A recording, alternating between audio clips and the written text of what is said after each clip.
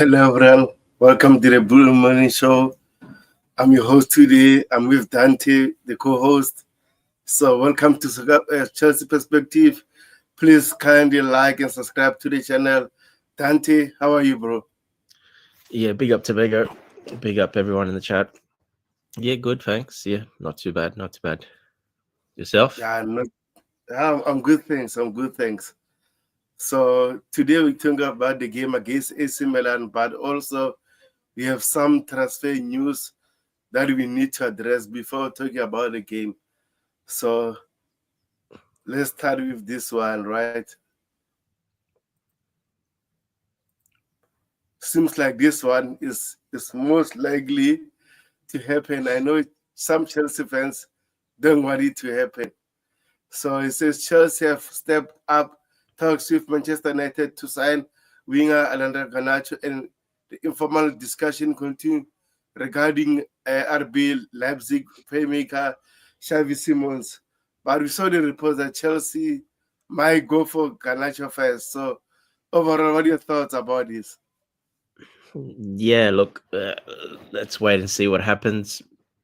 I mean, we've been talking to Xavi for 3 weeks now, I think, something like that. So, in my personal opinion, I think that one's probably done, that deal. In my opinion, I think the clubs just have a great relationship. They already, talked. I think they have an agreement that we'll get this done. Let's just do some other business first. Make sure our house is in order first, and we'll do that one when you're ready, when we're ready. And we will do that deal. So I think that's what's happening with that one. But we'll wait and see exactly. Hopefully that's the case, and hopefully, I'm right, and hopefully I'm not wrong. But yeah, look, either way, I think they want both players anyway. I think we already kind of knew that they want both players. So we'll see which one gets done first. I mean, nothing's happened with Garnacho at the moment. They're just talking as well. So we don't know exactly what's going on. And for the Garnacho one, I know we're going to want this deal on our terms. We're going to want what we want to pay for him, but we're not going to overpay for him. So we see it as an opportunity to add an extra young player that's got experience, Premier League experience, and he's got a very bright future ahead of him, very high potential. So I think we're looking for that type of deal. I don't see us paying anywhere what Man United what they want for him, which is 50 million plus. So I think we will try to get him on our terms, if that is a loan with an obligation to buy, or maybe like a 30-35 million max, probably around that sort of deal. So we'll wait and see. Nothing's 100% on either of these, but there's a very high likelihood that they both will happen, especially the Xavi Simons ones, because there's no other clubs involved. There's nothing else. There was at the start. They inquired. They all got turned down. So it was only Chelsea left, really. So I think that's why I think we have such a great relationship with Red Bull, as we know. So I think those two clubs have got an agreement on that one. They're just doing other businesses that they need to do, and they're just buying each other some time, in my opinion. But yeah, let's wait and see what happens. Yeah, 100%. So if you're watching, joining us on the chat, let us know which one do you think we should sign first. So Dante, for you, in your own personal opinion, what kind of deal would you do for Garnacho? I know with Xavi Simons, we talked about it, that they want around 60 million euros for him, but again, Chelsea are reluctant to pay that fee. Let's see what happens. But in terms of Garnacho, like you said, I think we might get him at our own terms. So what would you do in terms of getting Garnacho? Would you do a loan with obligation to buy or option to buy, those kind of things? Or maybe pay 30 million, because I saw the report say Manchester United 50 million for him, which that's a lot for him personally. So what are your thoughts? What kind of deal would you do?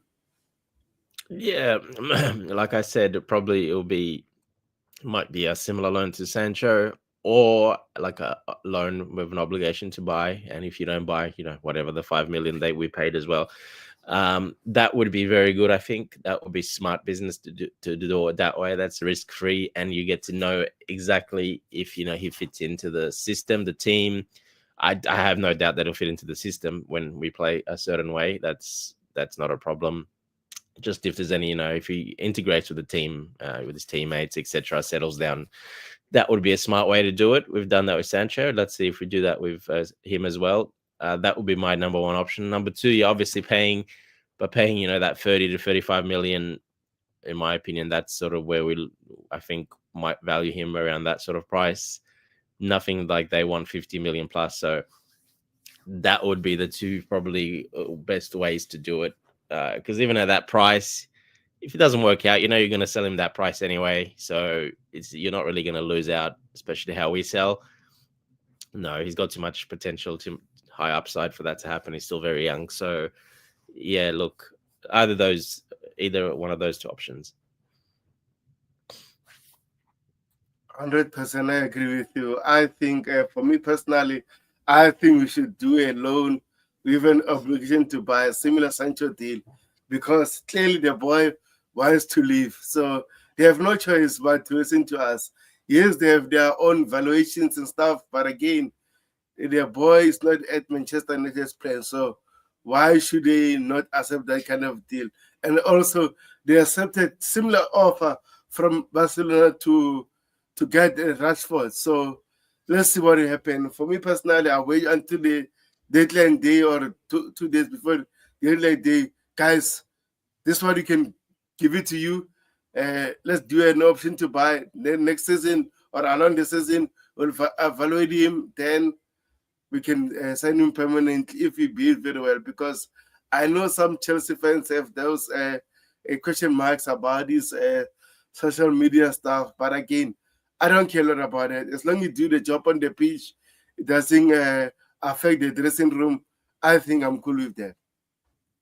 And that gives Man United an extra few million as well, because the loan, we'll be playing the loan and his wages. So that gives them a few million on top of the fee at the obligation to buy at the end of the season. So all of a sudden, if you get him on a loss, with a loan option to buy for 35 million, say, well, that pushes it up close to 40 million, because you're paying already, another year loan on him as well. So that would probably, I think that would work the best for both teams. That should be number one. That we push for that 100%. 100%. So now we have this news from Nisa Kantala. So Chelsea are trying to achieve something that has never been done effectively, emulating Brighton's success player trade model while also winning big trophies. They have the youngest average starting lineup ever recorded in the Premier League season last year, 24 years and 36 days. So what are your thoughts about this? Man, Brighton are going to hate us. We took our model. I remember the time we were signing this kind of players and getting Paul Weston.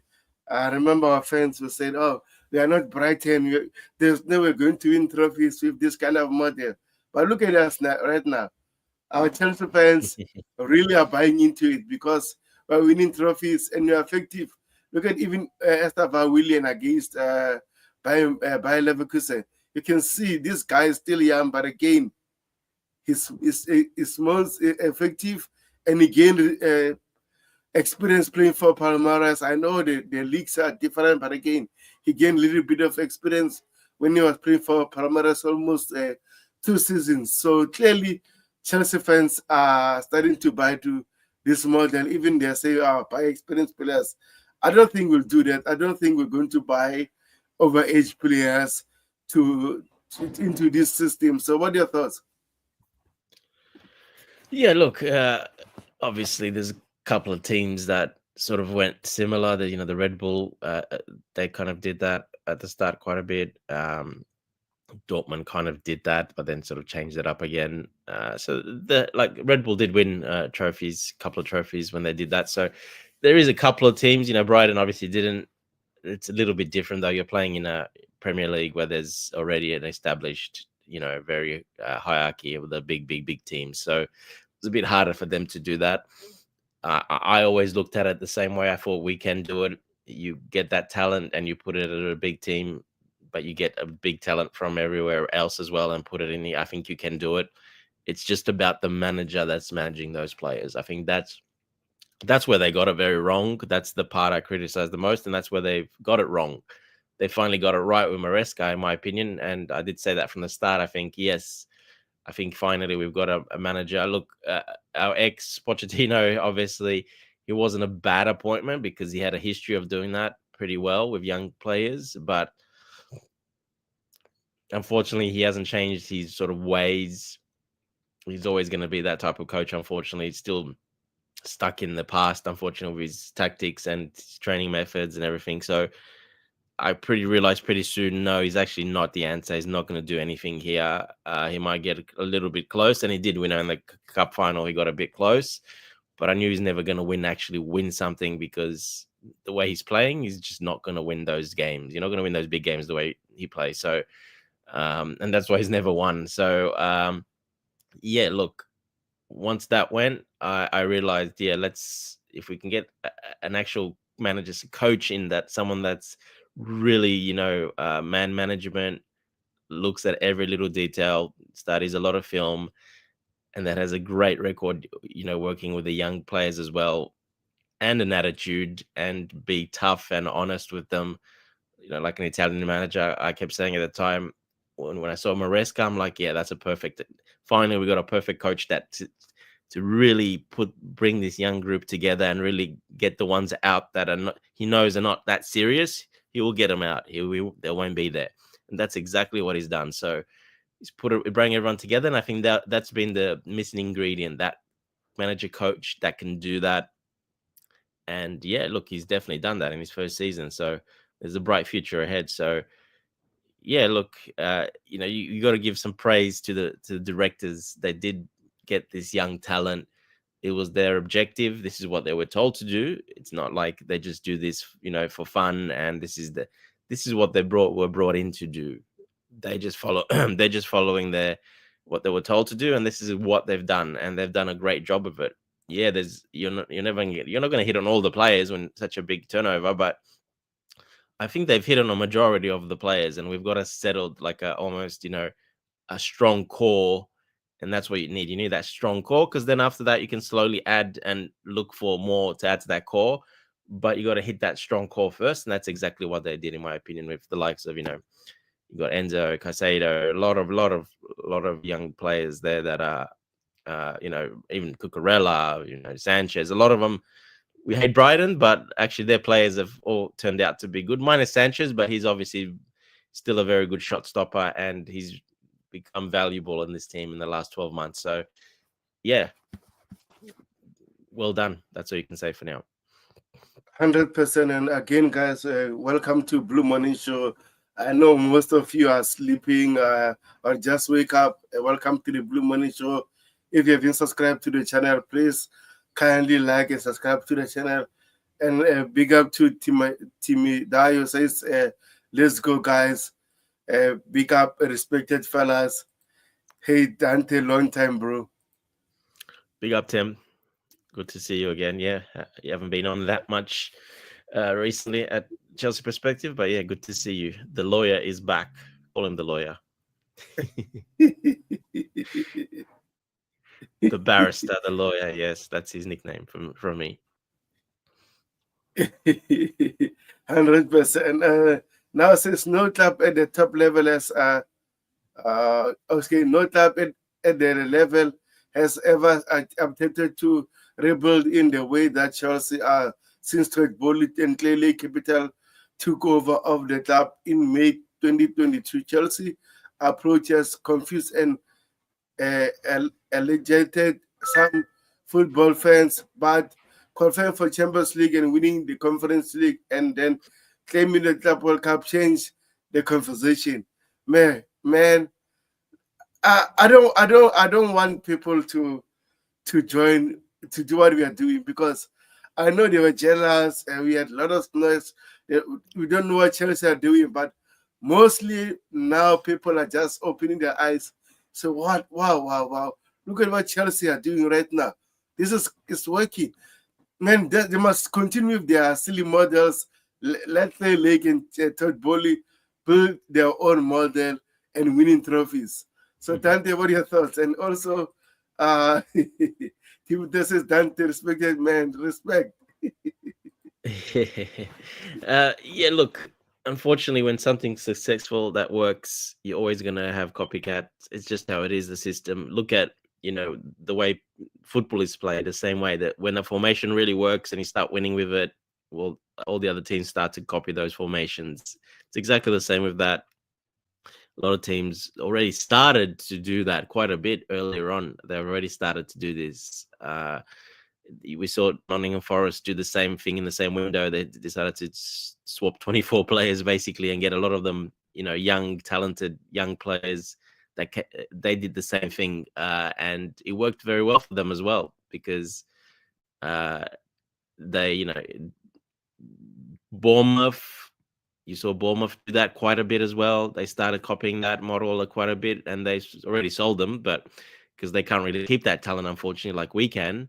But they started doing that a little bit as well. There's quite a lot of teams that have started doing that. Even some of the big teams you saw, they went quite young. They're not buying, the more experienced, expensive players. They went for very, very young, high potential, still paying them a bit because they have to get those players, unfortunately, like Man City and those type of teams, Man United. They still have to pay them too much, though. That's the problem. That's the part they can't really get right in the model yet. They're going to try to do it. It'll take time, but unfortunately, when you win and successful, this is what's going to happen. Teams that will copycat, yes, but we're far ahead of anyone, so that's not a problem in my opinion. We're way ahead of that curve, and especially in a model that it works. So you're always going to get still that most of that best talent will still want to come here because they know the pathways there and they can make it if they're good enough. So yeah, look, it's a great model. It's worked very well, and it was needed in modern football. I was very happy when it happened because I could kind of see the future, the way the game's going, the PSI and all the new rules. You need that type of model to kind of keep you. If you get it right, you're going to stay there for a very long time. You're going to have a long period of success, and that's what they wanted. They wanted to hit that mark and then dominate for a long period of time. Not every 3 to 4 years you win something, yeah, but really you're not winning the league. You're struggling everywhere else, and it's a lot of high turnover. Yeah, they didn't really want that. Like I said, the only problem was the coach. Now they got it right, and I think we're settled for a long time. I think we will do very well for a long time now. Yeah, 100%. I agree with you. I think, like you said, the only part we're getting wrong was a hiring of coaches from Graham Potter, Frank Lampard, even though he was a caretaker coach, and Mauricio Pochettino. As much as I respect him as a coach, I never wanted him at Chelsea. But when he came to Chelsea, I gave him a clean slate because at the end of the day, I support the club. I should give him a chance. And it never worked out. So, yeah, man. Yeah, exactly. And that's the same with the players. I give them all a chance from the start. If they put that shirt on, the manager comes. I didn't want Pochettino either, but he came. I backed him from the start. But yeah, that started turning pretty quickly because, like I said, just talking a lot of shit. He started lying as well, and you start to lose respect, results as well. But it was more the other stuff as well, not just the results and what he was doing on the field. It's the whole package basically with him. So. And we saw it didn't work out. So yeah, the players are the same. Like Garnacho, I know people hate Garnacho, but if he comes in and puts that shirt, I'm gonna back him from the start. And I'm not gonna speak down on a player because his young little brother does some stuff off in the social media, or he's posted something in the last 3 years 5 or 6 times, and oh my goodness. So no, I don't look at it that way. If he comes in, puts the shirt on, I back him from the start. If he plays up and does something, well, I know. Then I can criticize, but other than that, I'm going to back him from the start 100%, and that's how we should be, in my opinion, with the managers as well. 100%. If you're watching, welcome to the Blue Money Show. Please kindly like and subscribe to the channel, and we also want your view on the comment section about what we're talking about. So we can't do it alone. We just want you to interact with us, give us your own perspective and everything. So now we have this news from Fabrizio Romano. It says Chelsea considered Veiga for sale even after Levi Colwill injury, and Veiga wants a new chapter. Talks to advance in the next days. We have several clubs who are keen. So what are your thoughts about this? I saw a post a couple of days ago or yesterday, I can't remember, saying that he believes in the project and he doesn't want to leave. He wants to stay and he'll go out on loan again, but he wants to come back to the project. Well, and now today we get this. Yeah, I think it's been made pretty clear to him, and I think the main person that did that would be Maresca. That no, that's you're not coming back. Unfortunately, yeah, that's the thing with Maresca. Once you burn that bridge a little bit, there's no coming back from a coach like that. If he's puts you out and you didn't want to be there from the start when things were tougher, well, you're not coming back into the fold. So it doesn't matter how talented he is. I think how good he is, how good he will be. I think he's gone. I don't think he's coming back. And that's like what I said. Maresca, he's pretty tough with that. He's going to turn those players away. If he sees a little bit of disrespect, just a tiny bit or something that wasn't quite right, he's not going to pursue those players. He's not going to continue. So I think Veiga is a great example of that. We could use him now. We need another left centre back, left-footed, that can play there. He's perfect for that. Age young, everything, potential is very high.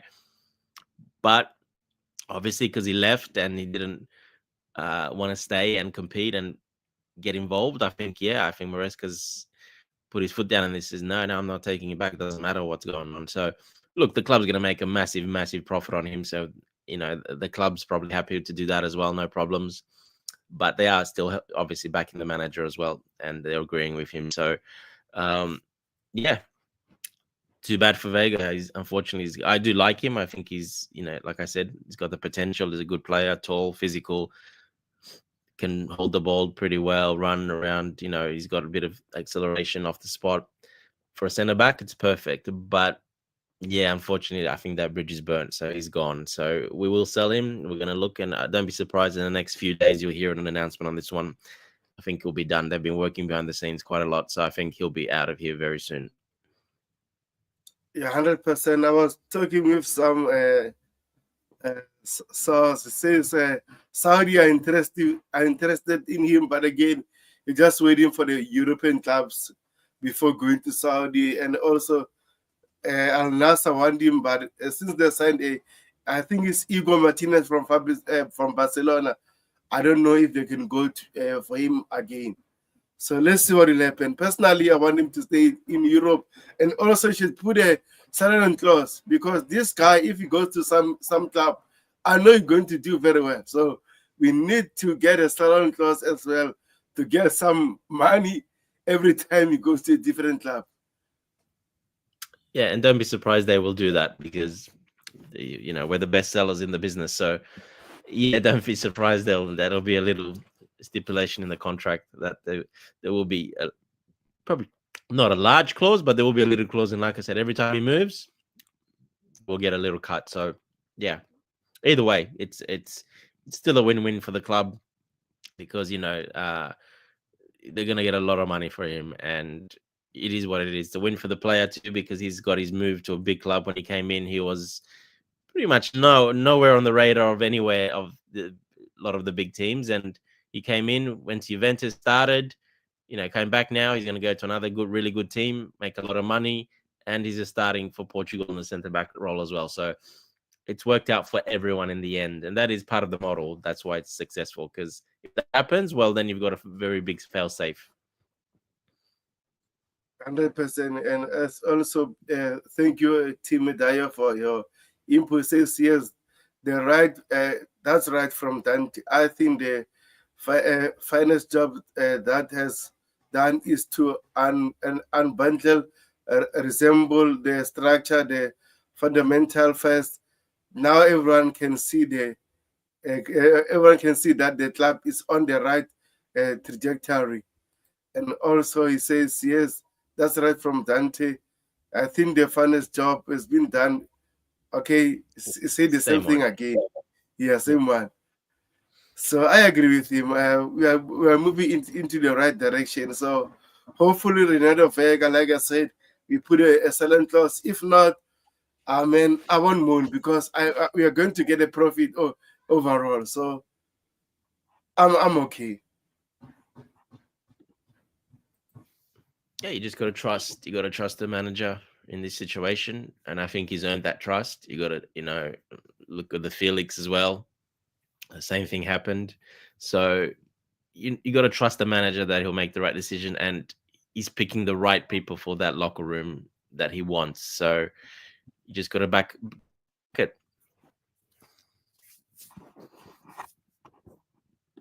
100%. Now this input from. Okay, before let me do this. Big up to RT says Bastoni should be our next target. What are your thoughts about that before we move on?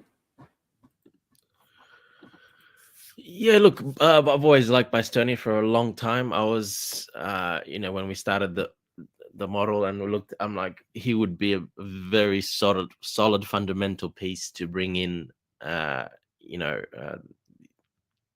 3 years ago now, basically. So he would have been a very solid fundamental piece to bring in that centre back role, young leader. Obviously that was nearly 2.5, 3 years ago. So he was still very young. He's still young now, but obviously he's a little bit more mature now. But yeah, I was from the start. That would have been a great person to bring in. But Colwill was there already, as we know, on loan with Brighton and on loan here. So he was always there in that left centre back to be that guy. That's the one they had first. So it was pretty hard to bring in someone like Bastoni. Plus, Inter were doing very well at the time as well. Let's not forget, I think they won the championship and stuff. So it was never going to go. Very hard to get those players when that happens. And they often even a new contract, if I remember as well, with the high wage. So it was hard to do that. Is he an option now?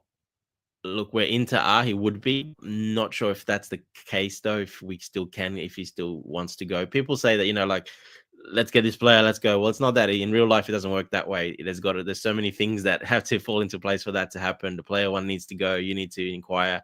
The club needs to sell him. There's so many things to happen to get a player. It's not that easy just to go for a player. So, yeah, salary, fees, etc. So, yeah, I love Bastoni. I would definitely take him. He'll be perfect, I think, for what we need. But I don't know if it's a bit too late now if we can still get him, to be honest. So, yeah, I do like Bastoni, though, 100%. Yeah. Okay, no problem. You know what? I have two issues if I have Bastoni, right? I know we have different opinions. My only issue with him, I never saw him playing as a two center backs. He always play on the three and he plays on the left. I'm not saying he's a bad player, right? And another thing, his wages at the moment for a center back.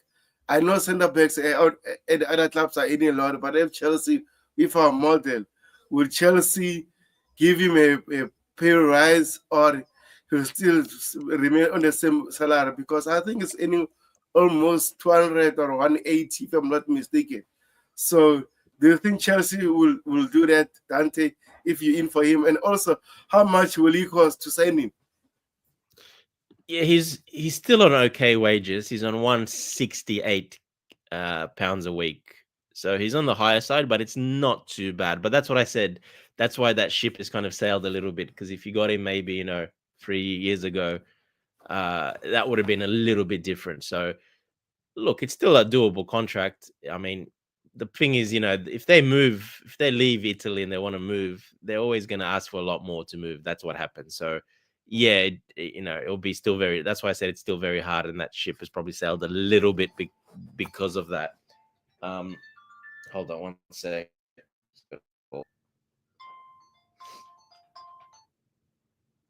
Yeah, so I think that sailed because of that, exactly that same reason. Talent-wise, I don't really have a problem with him. I know you say he plays in the back three, but we do that anyway. That's how we do our, build up in possession. So that is not a problem. I think he can do it, and if he can still fall back. I've seen it for Italy as well. So when they fall back, into a four as well. So I think he can do that. That's not a problem. He's too talented, tall. Doesn't look very strong, but he's very strong. He's just got that bony sort of structure where he's very strong still.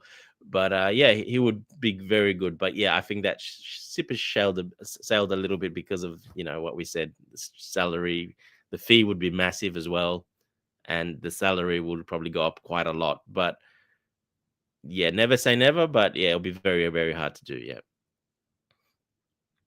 Yeah, 100%. So again, Arte says Antonio Silva is also a great option for us. So do you like the player? Let me do this. I was just comparing Yeah, the from two. Benfica. Yes. We saw him play when we played. He played against us in the Club World Cup as well. So I think a lot of Chelsea fans got to see him that probably don't know him or haven't watched him. Got to see him in that game, and he was probably their best player basically on that day. So yeah, he's a very very talented young player. Does all the fundamentals right. Can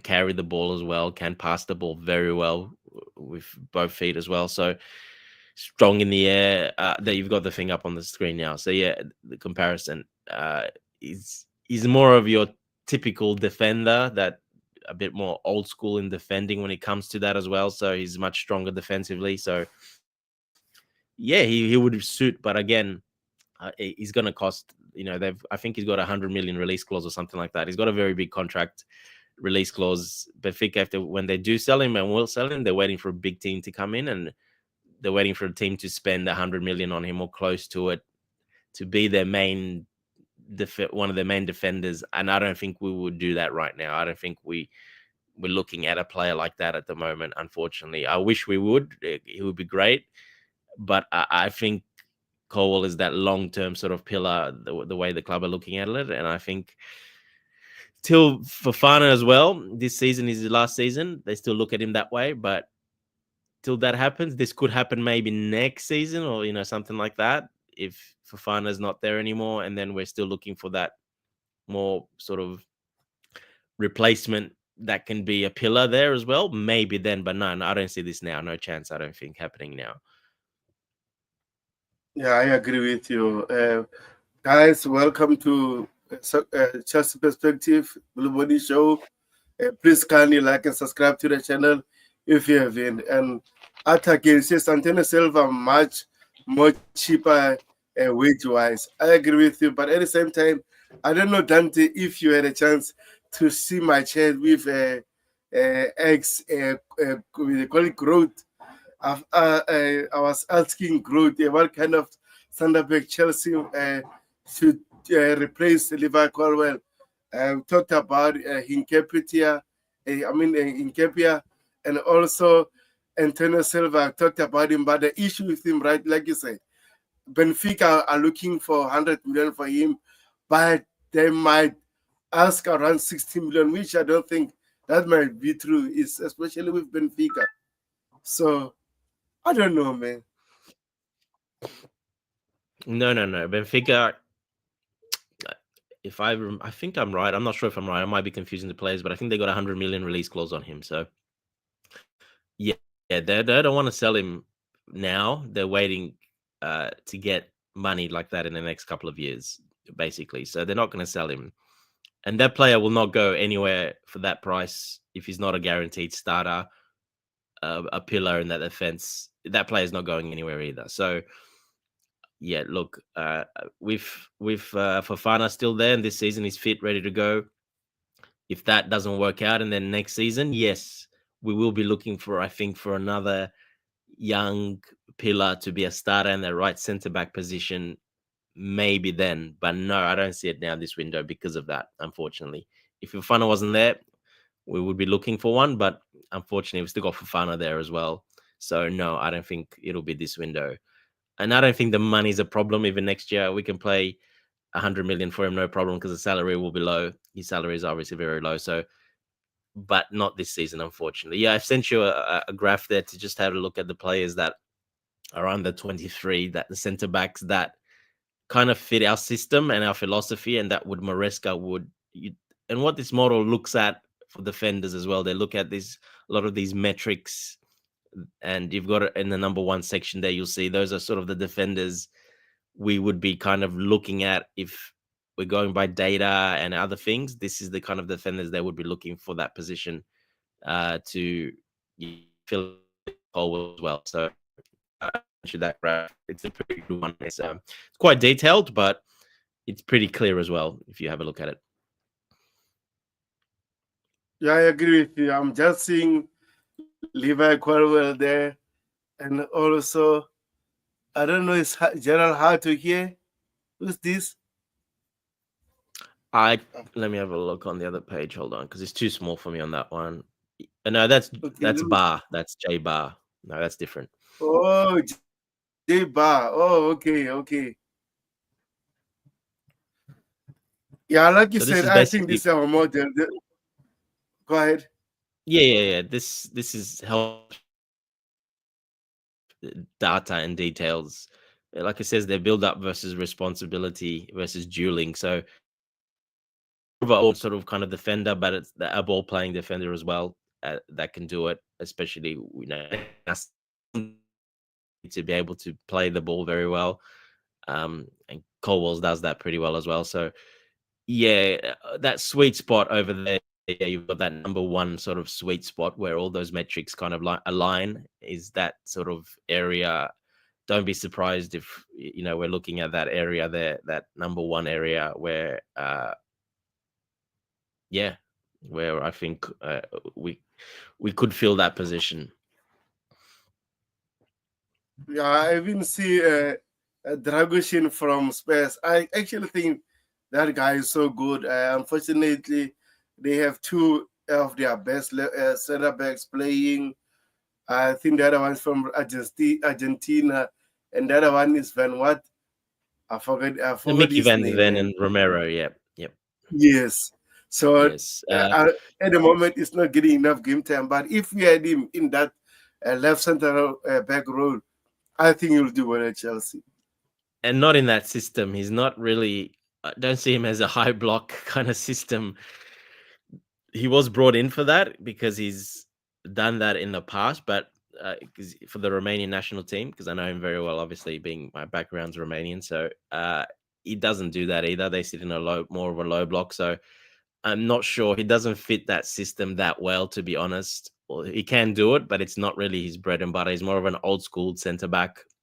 So yeah, look, he needs to leave. I think for his career, he needs to leave somewhere where he can play in a system that would suit him really well. But yeah, hopefully, that happens. Yeah. So just before you took that one off, the number one, I'm not sure if people can see it there. You had Levi Colwill, which we have at the moment. You had that Lucas Beraldo. We've seen him. That's a PSG defender. Although he had a very bad, final against us, he's still a very good young player. Beraldo is a very good player. He's done very well for PSG. Had one bad game. You're not going to define a player by having one bad game, unfortunately. So that's why people rule him off. But if he's actually he would fit that model well. Obviously, we know Dean Huysen, he's gone. He would have been perfect for there, but he's obviously gone to Madrid.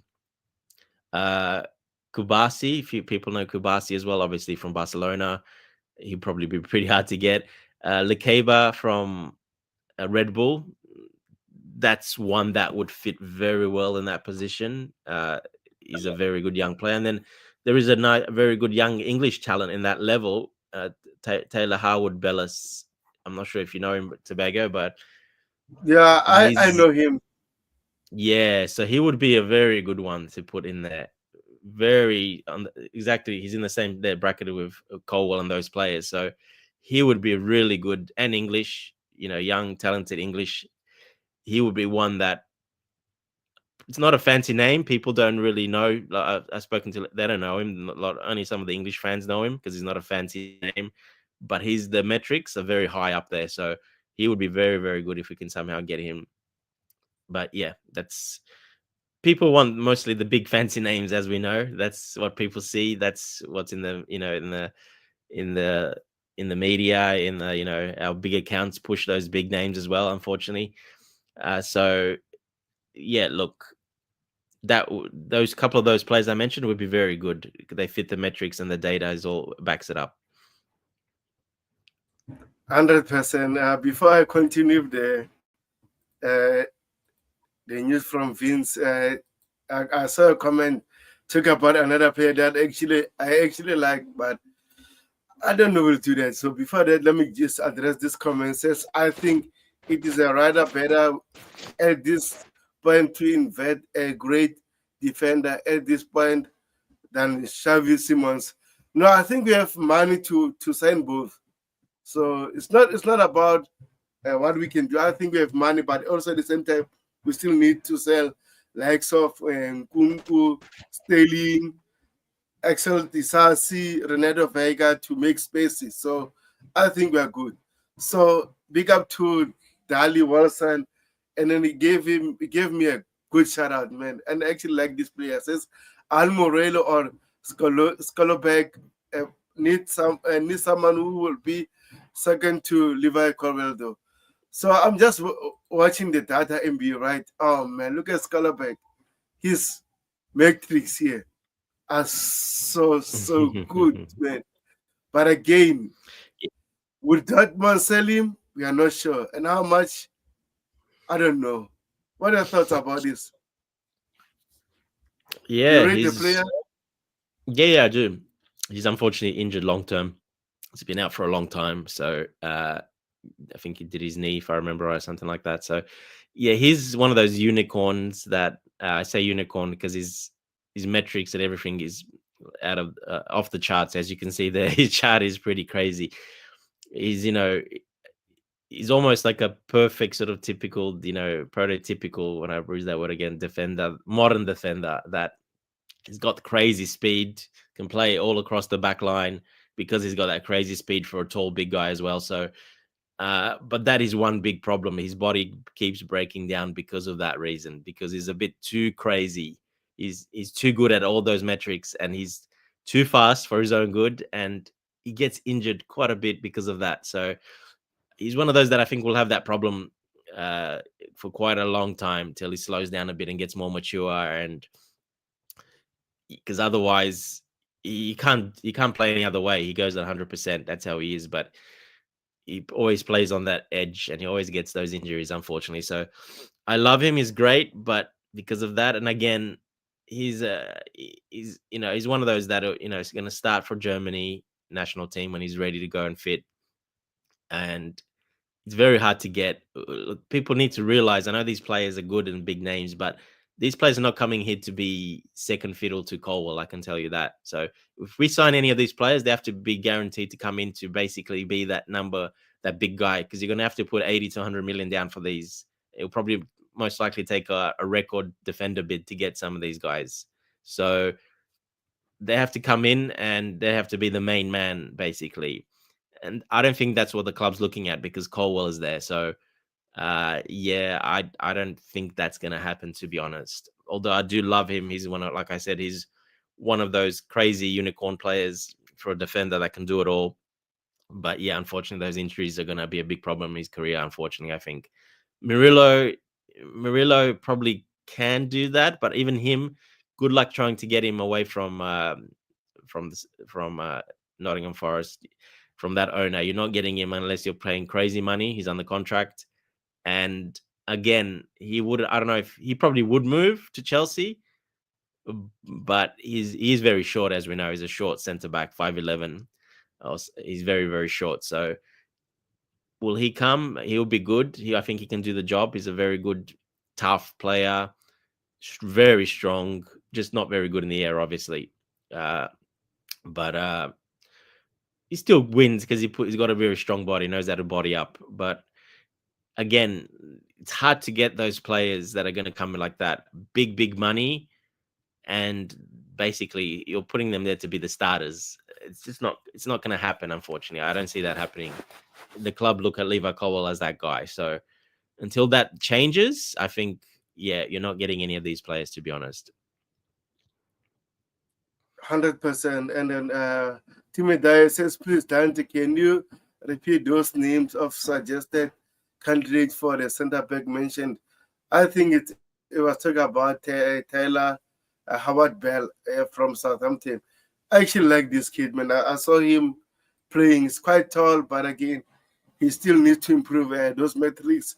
I know that MB might not be accurate, but just show us some ideas of a player. So overall, I think he's a good player, and like you wouldn't mind to play a second option to Levi because at the end of the day, Exactly. he's playing the championship. He can go to Chelsea, and he might do well. Remember, suddenly, Gary Cahill, everyone was like, "Who's this?" And he came to Chelsea and be a top player for us. So, man, I don't want to rule him out. But again, Dante, the question to you, right? Would you, as a Chelsea fan, do you think we should sign another centre back, or are you happy with what we have at the moment? Because we play Josh Achampong as a left centre back, sometimes as a central centre back. What are your thoughts about that? Do you think Josh is ready? No, I don't think Josh is ready for that role. No, not for that role. Out wide, yes, he can fill in and do stuff out wide. Carry the ball out from wide, more like a right back that inverts, or maybe a right centre back where he's comfortable at least, because right-footed. So, but definitely not that left centre back role. No chance. I don't think that will happen. Look, I'm not ruling out that we don't buy anyone, and I don't think the club, like I said, they're not going to look for that big name to come in and be that guy. I don't think they're looking for that now. If they are looking, they're, like I said, like Tyler Howard-Bellis, someone like that can come be a very good rotational piece, squad player. But he's got the very, very high potential to be that guy and can win that position.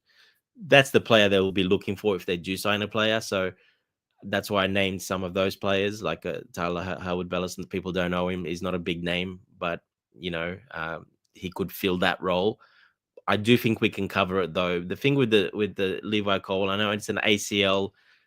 People normally say you're out 12 months for that, but that is not the case in modern football. It's not a 12-month injury anymore, especially when you're young at that age, athletic like he is, modern science. That injury, you could come back literally 6 months from that injury, to be honest. If everything goes right, everything has to go perfect, but you can come back that quickly from that injury. More likely, 8 months, something like that, on the safer side. But yeah, look, he could actually come back. I think the club put the statement out. They were saying he could come back January, February, and by March he could be on the field playing. So if that's the case, we're still in the season at that time. We're still in the season comfortably. It's the more latter half of the season, but you're still in the season. You'll probably still be in the Champions League at that time as well. The cups, the end stage of the cups as well. So he could actually come back still this season and still play. So I wonder if the club are just we've got some players that can play up to there. And if that changes in January with the transfer window, that changes, no, he's actually going to be out probably the whole season. Maybe they'll do that in January, but I still think they could sit still for this moment, because we do have players that can fill in there. Look, if Fofana stays fit, which is a big if, obviously, like, most people think, but he still can. He might be over those injuries. We never know. So if he stays fit, that right centre back is locked up basically for him. That left centre back, then you can rotate. You got Bayer Shield, you got Tosin, they can play there. You can You have Jorrel Trevor Hato now, there the new signing, can and play there. Hato. Yeah. So you've got options there that can fill that role. Chalobah can come in, no problem. Can probably do that role. So you've got options there to cover it, to be honest. And that's why I don't think we're signing a big name because of that. If we do sign a name, look, Anselmino, people I know, but he might end up staying because of it. So he might stay and might be given a bit of a chance. So I think we've got players to cover, to be honest. I think there has to be an opportunity present itself. Like I said, someone like Taylor Howard-Bellis, someone like that might want to move, that would come. And he's an investment as well, and he fits the model. And if it doesn't work out, you still can sell him and, make money on him. And he's a homegrown spot as well, which is important as well, because that will change in the next couple of years. The homegrown spots will go up a little bit higher. So yeah, look, let's wait and see. I'm happy to stay the way we are. I think we can fill it in till January. In January, if we know Cole's out completely for the rest of the year, well, then maybe you can look at someone. But I think don't be surprised they don't sign anyone, to be honest. Yeah, I agree with you. As much as we saw Enzo Maresca talking about he needs a center back, maybe people might misquote him. He clearly wants a center back, but again, if the club can speak with him, say, okay, we have center backs in the club. How about for a 6 months period? Let's try to rotate what we have. Let's see what will happen. Then, if something's not working out in January, we can splash money and get a top center back, not a cover up. Because like we always say here on the channel, we don't want cover ups. We want starters. I know competition is too high. We want starters. We want competition. We want the best out of the best. So it won't be easy for us for right now to get a player like you said, Dante. Right now, right? Clubs may see Chelsea are desperate to get a center back, and they might want more money because of that. So I think we need to be flexible and be careful in the market because Chelsea, man. When people say Chelsea, they see money. That's the thing. Yeah, they see money. Yes, we know a lot of the fan base. They still have a section that think we're just about money. They don't want to win. It's all about money. So yeah, look, people should know by now. Money is not a problem. If you want a player, we'll buy and pay for him. If you really want him, the money is not a problem. It's fit. It's very hard to build a squad. You can't have 25 starters, 26 starters. It's very hard to that happen. That never happens. That's just not feasible, and it's not realistic because you're always going to have too many unhappy players. So the squad balance, it's got to be a very fine balance in the squad. It's just how it is, and it always will be, because you can't have that. Players will not come, they will not be happy, and then you have big problems. That is one of the biggest challenges in football. Squad balance is very important. Uh, you gotta get that perfectly right in this day and age to win titles. Because otherwise, if you don't have that right, you're just not winning. 100%. Welcome to Chelsea Perspective Blue Money Show. Please kindly like and subscribe to the channel, and big up to MD Farid says Morello is better for Chelsea. But my only issue with Morello, as a player, I rate him highly. The issue is their owner. They're going to ask a lot of fee, and you know that guy, man, what he did to Spurs is, man, it's so hard, especially for the player. Man, how can you keep a player when the player wants to go and already did the medical for Spurs? Man, it's so harsh, man. Since could Hato play center back? Yes, Hato can play the center back as well. So that's a part of cover we talk about. Hato can play as a left center back, left back. We are still covered. And also, we big up to Rick Ray says should avoid Arsenal Mino from loan 100%. I think if you don't buy center back, Arsenal Mino should stay. Says okay. Timothy says, who did Dante suggest? Dante, to you. I'm not sure if you saw that list, Tim Dyer. So there was in those numbers, there was Lucas Beraldo, Costello Lukeba, Dean Hoyson, but he's gone obviously. Kubasi and Taylor Herwood Bellis. Kubasi probably no, but Taylor Herwood Bellis, Lukeba, Beraldo. Those three are in those metrics in that sweet spot. That would be a replacement for Colwill. A replacement, sorry. That would fit very well in that position and do similar things to Colwill, but not necessarily be,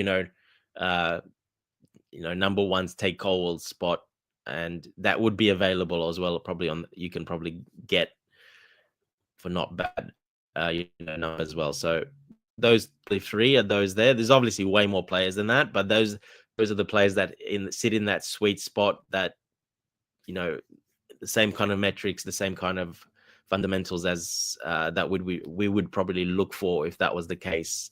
And these directors do look at a lot of that type of stuff, data, metrics. A lot of the team is built that way. So, and that chart I put up, that does come from something like that. I think it might actually come from one of our scouts. So yes, have a look at it and see what you see some players on there if you can bring it up from earlier. I can send it to you if you want. Put your handle again in Twitter. I forgot your handle. I have you on Twitter. Someone can't remember your handle, and I'll send it to you. You can have a look at it.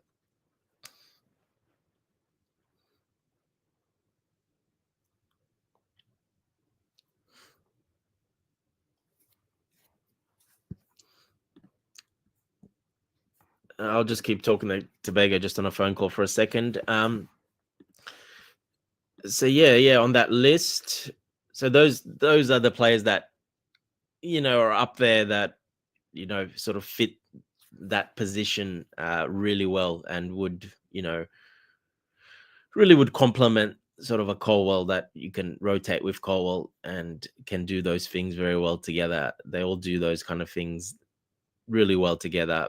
There's a couple of others that are just below that tier that can fit in very well, but yeah, like I said, those would probably be the ones that you can get that have that high potential upside that would come in and be okay as squad players at the moment and can cover at the moment. Of course, we've got Bayer Shield there as well. Let's not forget. So Bayer Shield, he's injured. The problem is he's injured as well, and he's out for a little bit longer as well. So he's not available straight away, but he will be back in a few weeks, I think, or a couple of weeks. I can't remember exactly, depending how his recovery goes. But so he'll probably be back in 3-4 weeks max, if not probably a couple of weeks, might be a little bit earlier as well. So he fills that spot in because he's the other left-footed centre back that we have. So the only reason might be for us to sign because there's only Hato will we just signed. He's he's very good on his left foot. Obviously, he's left-footed as well.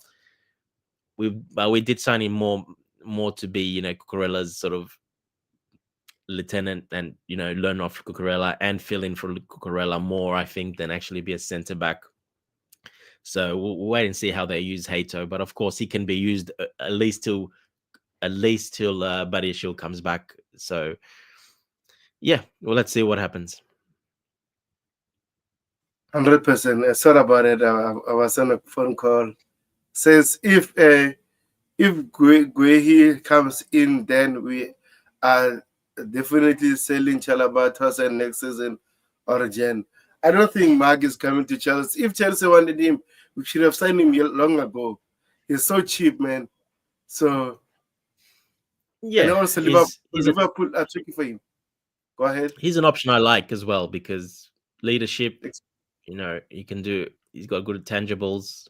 If you look at metrics for last season, it's basically him and Van Dijk in leading most of the metrics, defensive actions, and he's actually leads Van Dijk in some areas in some defensive actions. So he's very underrated in my opinion. I think he's a very, very good, more of a traditional centre back that can read the play, sit back, watch, and really break up the play when needed. And he only gets involved when needed. Otherwise, he's organizing and basic.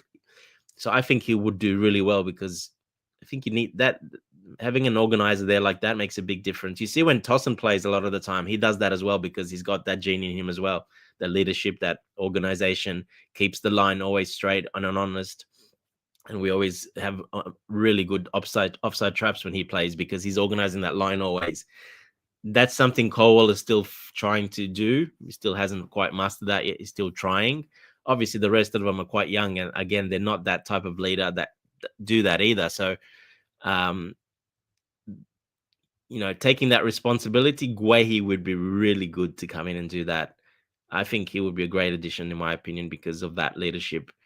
And I think he wouldn't complain either. I think he'd rotate as well. He'll play, but then rotate, and he wouldn't complain because that's the type of player he is. So I think he'll be a great option, in my opinion. I would definitely get Guehi. I know a lot of fans are not very high on him, but I'm actually very high on him the way he plays and what he does. Like I said, since we have a silent clause on him, I think it's 20%. 20%. That means we can get him on a cheap fee. Like he's a leader. He's English. Chelsea. Man, I think it's a perfect fit for us.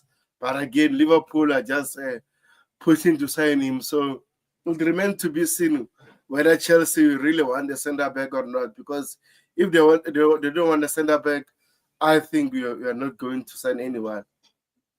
Exactly. And Guehi would, if Chelsea do go for Guehi would choose Chelsea. I can tell you that now. He's not choosing any other club over Chelsea if they do come back on him. So, and yeah, that was one of his family members saying that. So, I believe when someone from his family says that, I think that would be the case. But we would have to want him, and like you said, we got a 20% buyback on him as well, so he wouldn't be that expensive. So yeah, let's see what happens with that. But he would definitely choose us over anyone if we go for him. 100%. Dale Worthen says, I'd rather a center back than Garnacho. But again, we still, even though if we don't send Garnacho, we still need another winger because we have to have two positions, each and two players in every position. So there's no way going to another season with only Gittens as a left winger. I know if Xavi Simons can play that role, but again, Xavi Simons is not a touchline winger, just like Garnacho or Gittens. So for me personally, whether we don't sign Garnacho, we still need another winger that side. So Dante, any comment and anything to add on that comment? No, exactly like you said. We've only got Gittens and Neto as touchline wingers. That's it. That's fit. That's it. So, yeah, I think that's why the club are looking to add another one as a fail-safe, and also can rotate, and it keeps us in every competition. We want to win even the Carabao Cup, I think, next season. So, if we do have those players, quality of those players that can play in a Carabao Cup, well, you're going to get very far in the Carabao Cup as well. If you have those quality players in the early rounds of the FA Cup, Carabao Cup, you're going to win most of those games if you play such quality players there. So I think that is the plan. I think they want to have that rotation. And of course, in case of injury, in case of anything else, you have that option there. You don't want to be, you don't want to be short like we were at the end of last season, basically, after the January transfer window. I think they've kind of learned that lesson a little bit from that one. It's better to have that extra one or two bodies than be minus two bodies, and then you're really struggling to put 11 out there, and they have to play every week, and then they get injured more. So yeah, I think Garnacho is more important actually than a centre back, in my opinion. Yeah, 100%. Guys, if you're watching, please kindly like and subscribe to the channel. Ray says, I think Garnacho is more of Mudrik replacement and Xavi Simons is Felix replacement. The sporting director have maintained squad profile same. I agree with him. it is. Yeah, exactly. That's pretty much spot on. That's definitely Mudrik replacement. Exactly. He's not going to be a starter. Exactly. He's going to be a rotational piece. If he earns it, no problem. If you beat Gittens out and you're this, no problem. You start. Garnacho starts if he proves his worth and he's, ripping it up. Yeah, you start. They just compete. Simple as that. The better player starts every week. The other player tries to take his spot and rotates and back up. So, yeah, you want that competition. I think, like I said, on the wingers get injured normally. Wingers get injured a lot more normally than other players, usually because they run at high speeds, quick acceleration, quick turns left, right. You get tackled, and if you get tackled at that speed, you go down hard. Yes, wingers get injured more than anyone usually because of that reason. So you always need to have more wingers, in my personal opinion. But I think Maresca probably sees that as well. And let's not forget Pedro Neto. First season he went uninjured basically, so we were very lucky that Maresca and his team really looked after him really well, and they do that very well. But I think doing that very well means you have that backup so you can rotate more. So yeah, that's why it's very important as well. 100%. Before we continue the transfer talks, I just like this profile. So this from Vince, talk about him, says Alexandro Ribeiro is so underrated. This guy is one of the most two furious center backs in the game. This guy throws balls with both feet effortlessly. defensively can play as a left center back, right center back, defend front foot aggressively, and a beast in the air. He just loves defending. So what are your thoughts about this player? Do you like him? Yeah, I do. He's an underrated one as well. He's starting for Brazil now. Recently, he's started for Brazil in the centre back role there as well. Strong, tall, physical, left foot, right foot. Yes, he's got it all. Not sure why big teams have passed it on him for a while now, probably the last year or two. There's always a question mark there why that's happened. So, because he's got it all, basically, he's very, very good. But like I said, again, people need to understand real life is very different from, there's a lot of things that can be, associated with the player, stuff off field, training. And those little things make a difference from this player moving to a very big team or staying where he is, at a sort of mid sort of team. So yeah, look, I don't know why he's not at a bigger team. I think he should be already. He's 25 already, I think. So he's pushing into his prime very soon. So we'll see what happens with this one. I like him. I think he would do very well as well. He'll fit in Brazilian, like I said, Premier League, no problem. Physicality for him, the way he plays, that's not a problem. Ball playing, is very good at passing the ball, and that's why everyone's bringing him up. He's one of those players that could do that job very well. Now, why I brought up that list earlier before is because the club look at players like that on lists like that. It's very heavily data driven, so he's not quite on there in those sort of metrics, which is interesting. So yeah, would I say no to him? No, I will 100% say yes to him. I do like him as well, but there could be something else there that we don't know about this player and why he hasn't made a big move in the last couple of years. So that's the only thing I'll say about that. But otherwise, I do like his profile. I think he would do very well, especially with our Brazilian core, South American core. Yeah, I think he'll fit in perfectly as well now. But is there something else? We don't know. Yeah. Yeah, I agree with you. You know me, man. I like tall center backs. So if he comes to Chelsea, I'll be definitely happy. But again, we just wait for the club, see what will happen. Will they sign a center back? We'll wait and see.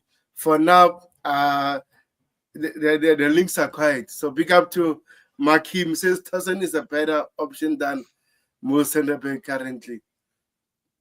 Yeah, I agree with you. Tyson is a leader, man. You can see this guy is important to our group of players. So there's no way we're going to sell him or move him on right now.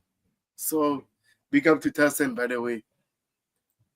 And now says Chelsea admire Bayer Leverkusen left-sided defender Piero Hincapié. What are your thoughts about this player? Do you like him? Well, you saw him recently, just the other night, last night. So, yeah, look, it wasn't a very good game addition for him, was it? He got pretty torn up there pretty easily. So, I've liked him always, but I've always have question marks about Premier League, him in Premier League, to be honest. Has he got that intensity in him that he likes to play slow? He's a slow, classy sort of centre back, very good on the ball playing, but he likes to take his time and play slow and slower tempo, in my opinion. That's from what I see from him. And I'm not sure if he fits the Premier League that well, to be honest. It's still a question mark for me, and we'll wait and see. But look, yeah, he's got all the intangibles. He's very good as well. Not bad age, international as well. But he does come from that school of like to play a bit more slow and build up a lot slower. So when he's always been under a little bit of pressure, he's always kind of struggled a little bit. So that pressure goes up tenfold in the Premier League against most teams. So yeah, that's the only worry I have with him, to be honest. And I think you saw that even the other night. That happened as well, exactly. Again, against an English opposition, it happened again. So let's see what happens. But yeah, I don't mind him. Like for squad play, I think he'll be good. Probably something we could be looking at because of that. But like I said, not guaranteed starter. We wouldn't probably sign a player like that. So maybe that's not bad. But I have a bit of a worry because of that side of his game, in my personal opinion. Yeah, as much as I like him, I have the similar issue with him. The same thing with Bastoni. I haven't seen them playing like strictly with two center backs, like as a left center back, not as a left center backs when they play three at the back. That's the main issue I have with these two players. But again, I do really like them. But this is the main issue, and they won't be cheap as well. So if we, like you say, Levi Colwill is our main center back, and we buy an expensive center back, then what will happen with the squad harmony? So let's see, man. Yeah, and that's mostly because what you say there. It's also because of system coach, obviously, but also when you play like that, when you do get dragged out wide, well, you've got to always cover in behind you. So that's why they play like that as well. Because they do like to get off their line and go wide. Because, even though he's a tall centre back, he's very left-footed, and he's he likes to go out wide and sort of, push the ball up as well. And he has to cover those wide areas. Basically, they like to get off their line and go wide as well, those players like King Happy. And he can do that without problem, because then you've always got a defender in behind you as well, no problem, or even two to cover that when he goes out wide, because you got that 3-man at the back. So that's why it's like that, yeah. But in a 2, like you said, I would be very worried in a 2, him playing in a 2 at the back, and especially, when other teams are attacking. Yeah, I would be quite worried with that. I think his positional play is not the best, and he comes off his line quite a bit. He's one of those, again, that, like I said, when I say Guehi, Tosin, these players, they're organizers. They keep their tight line. They don't ever get off the line. Well, Hincapi and these other guys, they always get off their line. So they don't have those responsibility in their head. That's not the type of players they are. So you got to be careful, that balance, to have one like that and one the other way, because otherwise it won't work. It'll be a disaster. Yeah, 100%. Makim says Tosin and Achimpo leadership can fix this. But again, as much as I like Achimpo, I don't think it should be our main starter, especially during the big games in the Premier League, maybe in the Carabao Cups, the FA Cups, those kind of things. Maybe later stage of the Champions League, if maybe we did very well, yes, I wouldn't mind playing Achimpong as a center back. Yes, it's good, but again, man, I think it's kind of risky. As much as we want to trust him, I think it's kind of risky. So what are your thoughts about that comment, Dante? You can't trust Achimpong as a centre back. Not now. You saw even the other night, he tripped over the ball, but he's one of those that jumps off his line every single time. He cannot stand still. So you can't have a player like that playing in the back line as in a centre back. You can do that in a more right back, can get away with it in possession at right centre back a little bit, because at least it's his preferred side. And, he's played there before, but no, not as a left centre back or left back. Left centre back or a centre back by itself. No, he can't play there. It's not his position at all. Again, I go to this. Tosin, yes, he can do that there as the centre back, of course, and he will be a very important option for most of these games, I think. But even Tosin, you can't play in every game. You play him when there's the right matchup and the right opposition, but not every game, because he's not suited to every game. And I rate Tosin very highly. So, and that's exactly what Maresca is using him as. Not every game.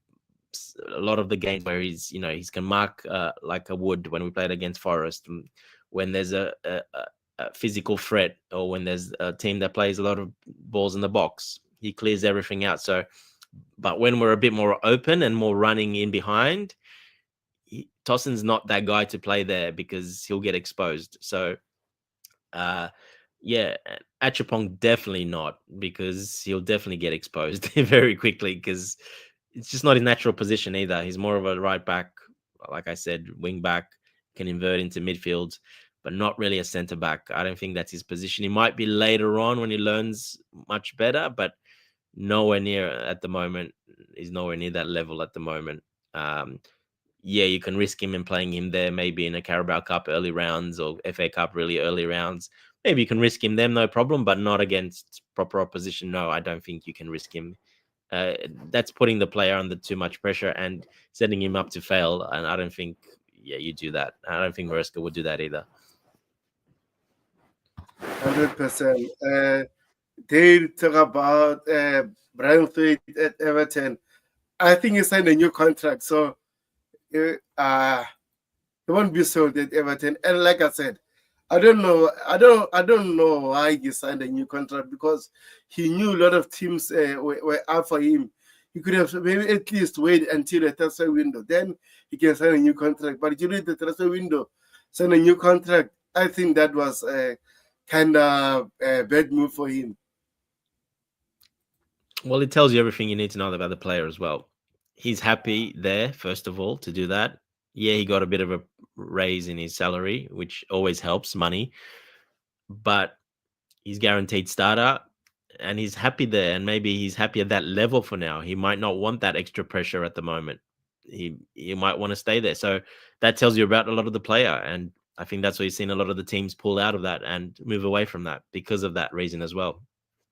Like I said, real football and life is very different to what a lot of fans think it is. It's not that straightforward. Players, they have preferences, they have feelings, they have families, they have life, off the field. It's very different. The young players like that, some of them are just happy where they are. They want to stay there another couple of years, and they just want to stay there. It's not as easy. So I think clubs saw that. They knew. Everyone pulled away quite a while ago. He knew they were signing a new contract, and he wants to stay there. Simple as that. Big up Matheus Cunha, by the way. Cunha, I'm just watching Cunha at Manchester United during preseason. It's not looking good. Him and Behemo are not looking good, man. Let's see. I guess Arsenal what they will do. And coaches are around, and also the channel is not sold, man. Chill, man. We know your name is Garnacho, and then we change the yes. Who? Rashi, don't forget, that's Rashi as well. Yes. Rashi as well. Rashi, yes. He's basically recycled all the players that left. He had them all as his name. As soon as they leave, he changes it to a new one. That's what he does. Yeah, and Garnacho will do well in Chelsea. So sell him to Chelsea, you'll see. You'll be crying on this channel. Oh, why did you sell Garnacho to Chelsea? So Makim says Carson is suitable to all games. He's technically enough to score too. Now, man, I think what we need to do, we need to put the right profile, the right balance during different games. So also says Achimpong is better option than Chalaba. Why no start him? Nah, man, Makim, come on. Come on, Macon. I know you don't rate Chalobah that highly, but come on, like I think you've seen enough proof that even I'm not high on Chalobah, but I've seen enough that he can do that job much better than Achimpong at the moment.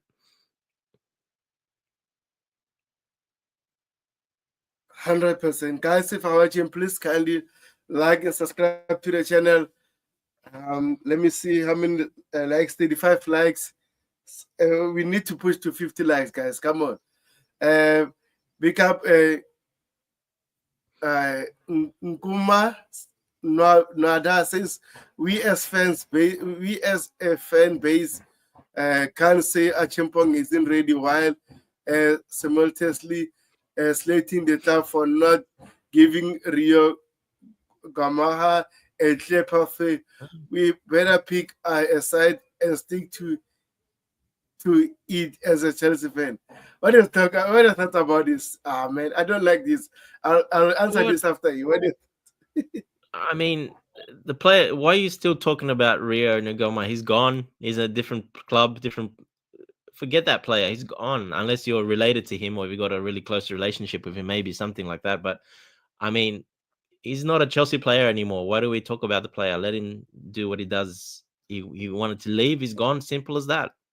Who cares? And Achimpong isn't ready. Well, he's not ready because he's young. He's still got quite a lot of polishing up to do in a lot of part of his game, and he's still getting game time though, and he's getting slowly integrated as you're supposed to get done. So you don't set up a player for failure, and then the fan base, at the Mariska's doing correctly here with Achimpong. Exactly what you need to be doing, and yeah, he's not ready. He's definitely not ready. So, but yeah, I know that Rio. Everybody likes this Rio kid. A lot of people didn't even know who this Rio kid was before he made that move and played a couple of friendly games for Liverpool. So they've only seen him now because he did well in a couple of preseason game, and a lot of the fans now, oh, why did we sell him? Well, people need to understand we can't keep every single player, first of all, and second of all, is the player maybe wanted to move. Like I said, I keep saying this. Life and reality and X and on here is very different to real life. So there could be a lot of reasons people don't know about. So yeah, just move on. Who cares? He's a Liverpool player. Let him do what he does. When he makes it as a starter in the Liverpool team, maybe talk about him then. But for now, he's done absolutely nothing. I'm sorry.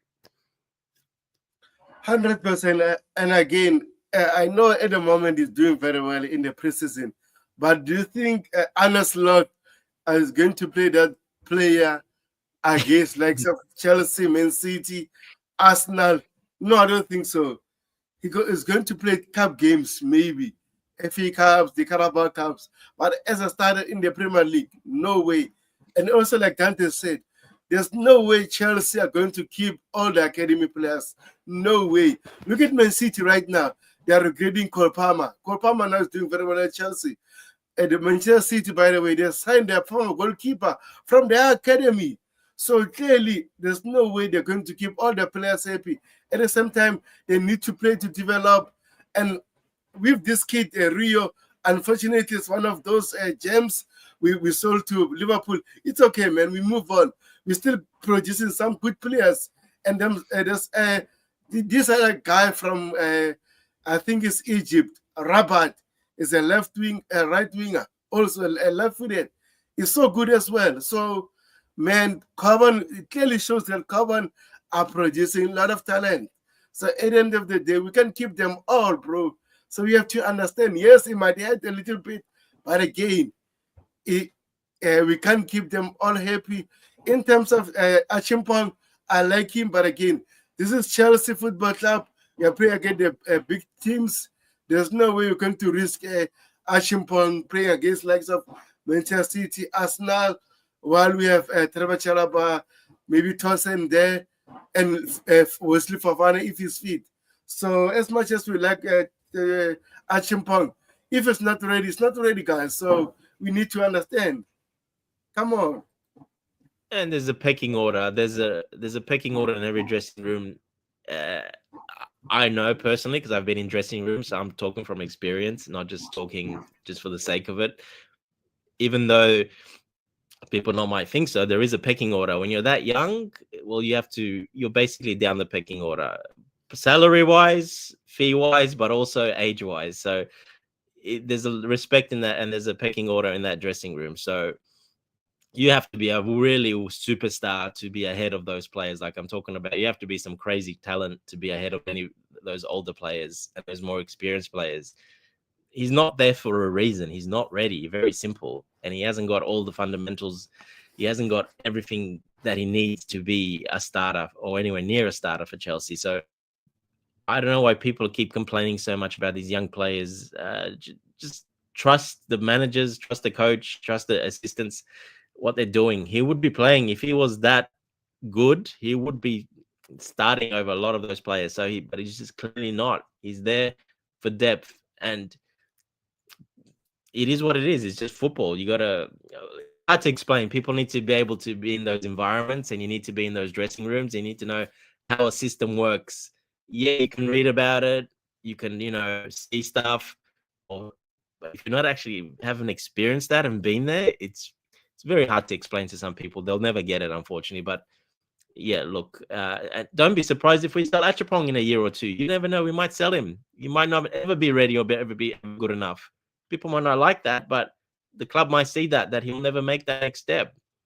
He might be always a lower league player or a mid-table player. He might never make that next step to be that guy.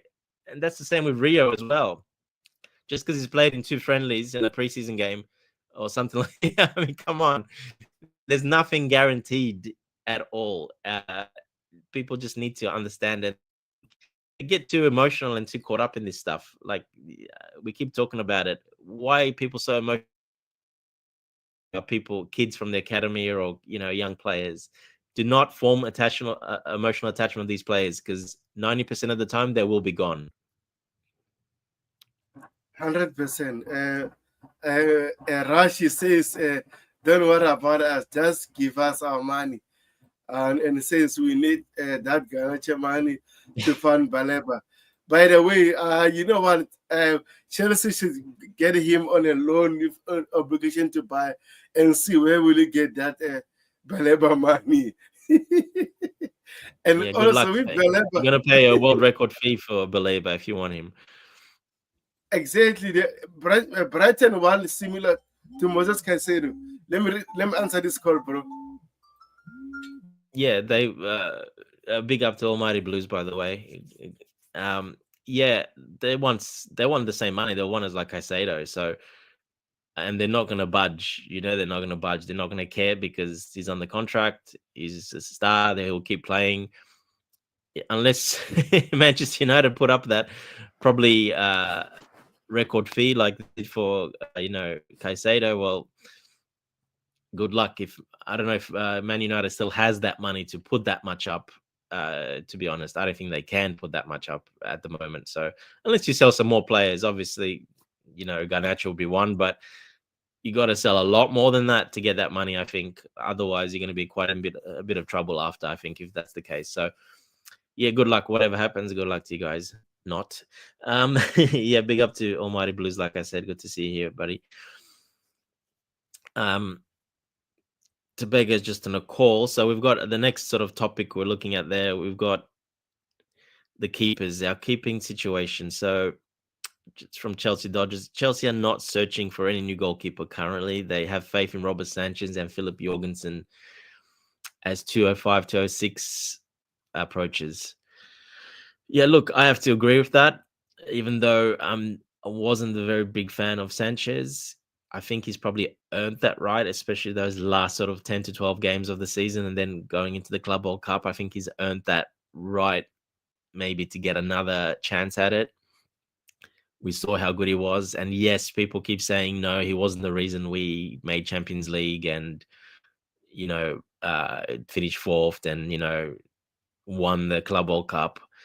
Well, we need to be quite honest about that one. I think he was a very large reason why we qualified for the Champions League. Like I said, especially those last 10 games when the pressure was at its highest. It was probably his best in a Chelsea shirt ever. So then the Club World Cup again, he didn't put a foot wrong basically in the Club World Cup as well. It was exceptional the whole tournament as well. So yes, he still got those little brain feds. We know his little IQ problems when he's under pressure with the ball at his feet. But I think shot stopping and claiming balls, corners, etc. Now I think he's improved that. He's one of the best, in the Premier League at that. Well, the metrics say that as well. 3rd best, I think, one of the 3rd best in save percentage, I think, in Europe as well. So, and the Premier League. So yeah, look, shot stopping's never been a problem, and he's just way better at it now as well. Slightly improvement, but that's little slight improvement has made him almost world-class level shot stopping. Ball claiming, everything. The problem is still playing with his feet. Although he's improved that a lot, he still has those brain feds. But as long as he can keep those, to a minimum, because you're going to get those the way we play, it's always going to happen. But as long as it doesn't cost goals and he keeps those to a minimum, well, then you've got a very top goalkeeper there, to be honest. So, second of all, Philip Jorgensen, I rate very, very highly with the ball at his feet. Philip Jorgensen's probably the best. For me, he's a world-class level talent with the ball at his feet. There's not much better than Jorgensen. Maignan is up there as one of the best. I think Jorgensen's right up in that level with the ball at his feet. For me, he's a world-class talent with the ball at his feet. He's still very young, though, so the rest of the keeper fundamentals, high claiming, that stuff, is not quite got as good yet. Shot stopping, though, he's very, very good.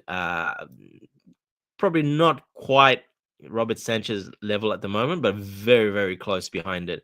And he's much quicker off his line. He's obviously much quicker to get down because he's not as tall. So I rate Jorgensen very highly, and I think there's a high chance this season. You never know. He might take over Robert Sanchez's position if Robert doesn't continue that form and then does what he normally does. Don't be surprised if Jorgensen by mid-season, by end of season, he might take that number one spot from him as well. So I think Maresca rates both of them very highly, and I think even Jorgensen, I think he rates very highly. Just he needs to get let's not forget he's 22 Jorgensen. So for a goalkeeper, that's puppy he is. That's very, very young goalkeeper. So he can only get better, and don't be surprised he ends up getting that starting position, in my opinion. But look, Sanchez deserves another go because of what he did. Like I said, if he keeps that going, well, he's one of the best goalkeepers in the world if he keeps going the way he's going. Like I said, the last sort of dozen games, 12 to 15 games with coming up, so the last sort of 10 games, and then 5 games the Club World Cup. So 15 games there, he's been absolutely solid and probably made 2 to 3 mistakes in those, with the ball at his feet, but not leading to goals or anything, just mistakes. If he continues on that path, well, then no one's replacing him because he's one of the best goalkeepers in the world if he continues this form. So I think he's deserved that right and a bit of that respect that he probably should continue, in my opinion. And I think that, everyone else is looking at it the same way. I'm talking about the directors, Maresca, and they're going to go with him again. And there was no one else to get. If we're going to, I know a lot of people wanted Donnarumma, but if we're going to upgrade, people are saying get a world-class goalkeeper. Okay. So a world-class goalkeeper that does what we want him to do, and that has to be pretty decent with his feet as well and do the rest very well as well, or more of an all-round goalkeeper. There's not many world-class goalkeepers out there. I'm sorry, Donnarumma is not that guy. He cannot play with the ball at his feet at all. He's way worse than Sanchez with the ball at his feet. Put him in the Premier League to do that, you're going to concede a lot more goals than Sanchez. So I don't think he was the answer, although, yes, he is a world-class by name goalkeeper, starting, won with PSG, with Italy, starting goalkeeper. He's always been one of the best shot stoppers in the world, Donnarumma. He's got the length, he's got the high claims, he's got all that. Just the ball, playing with the ball at his feet is not his strength at all. So he would really struggle in the Premier League under the pressure, playing like that. So I don't think he would be a massive upgrade on Sanchez. There was no point in buying him, plus the wages, etc. So there's no real keepers out there to buy. I only look at 2 to make a big upgrade on Robert Sanchez. That is probably Mike Maignan, and we don't know what happened there exactly. They've made him captain now, and he looks like he might be staying, but we'll wait and see what happens with that one. And maybe the Diogo Costa at Porto might be the other guy that has an all-round game and then can play with his feet as well. Those are the only 2 upgrades, in my opinion, over Robert Sanchez at the moment. If you can't get those, you keep Robert Sanchez. Simple as that for now. Yeah, 100%. And sorry about it, Dante, man. I can ignore some phone calls. I know some we can ignore them, but this one. No, it's all good. I know. That's why I keep waffling on as much as I can. Yeah, that. So, like you said, right, as much as Chelsea fans are saying that we should buy a new goalkeeper, if Chelsea buy a goalkeeper, should be an upgrade to what we have, not another young potential and stuff. We don't need that. I'd rather give Robert Sanchez another season. Let's see what he'll do.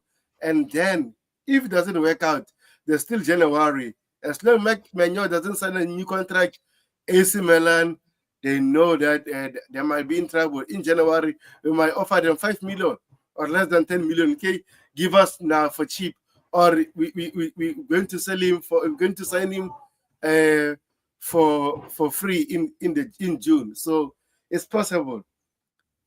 So let's see, guys. And guys, if you're watching, please kindly like and subscribe to the channel. And also big up to Almighty Blue. Says big up big up fellow Blues and world champions. Says he said the same thing. Hey, I'll be like, coach, you know what to do. Just send the link of YouTube channel. I'll tell people to subscribe to the channel. And Makim says Hossein is currently Madrid's best player. I don't know about it. Best player, bro. They have Mbappe, they have Vini Jr., Rodrigo. Who's that? They have Bellingham. A lot of players. So I don't know. Okay, it says Arsene Wenger trusted is quiet, bro. No, I'm just saying no. He's not even the best defender. I don't think so. No. I know you rate him very highly, but come on, no, he can't be Madrid's best player. Not even close.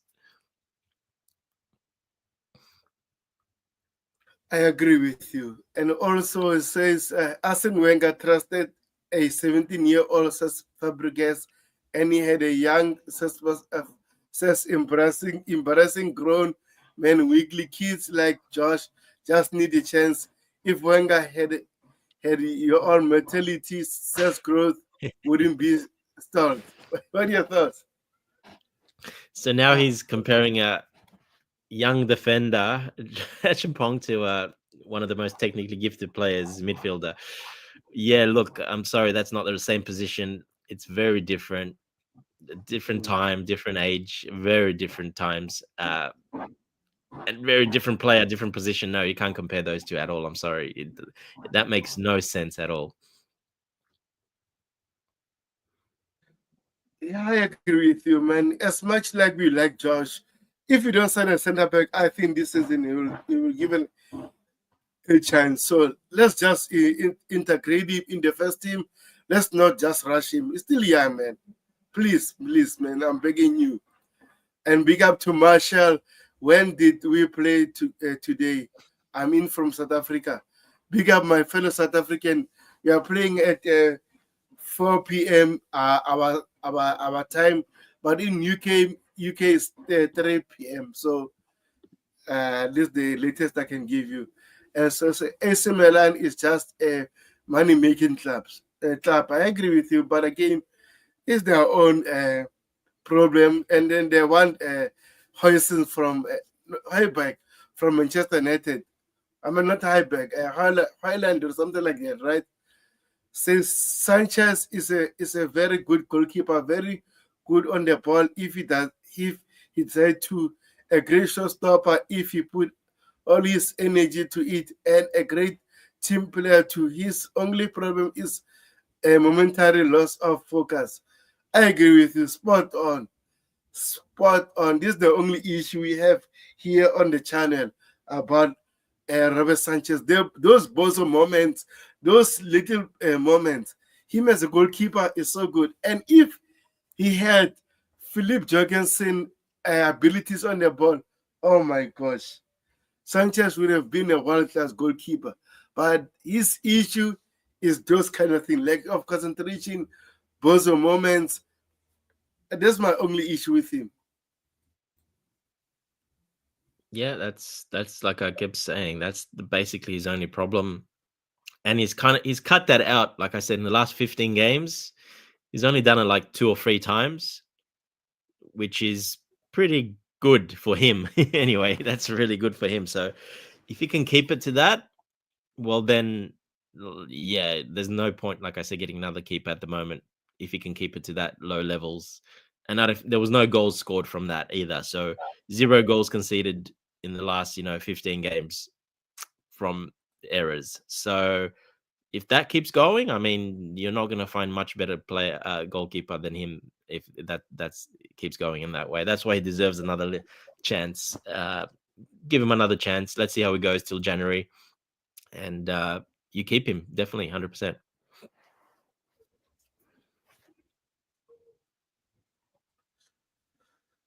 Here it says game is 10 a.m. over here, Gutted. Where are you from, bro? 10 a.m. Okay, yeah. At me, it's midnight. It looks like it's at midnight tomorrow, the game. So it's actually a good time for me, actually. That's a really good time. So That what means time will for they're you? kicking off very How early much? there. That means they're kicking off, yeah, quite early in England. What time for you? Midnight. Midnight for me. So, Okay, yeah, yeah. 12 a.m. So midnight for me will be the game. So that's a good time. 100%. Now we're going to discuss. I think this might be the last. It says Canada. Oh, okay.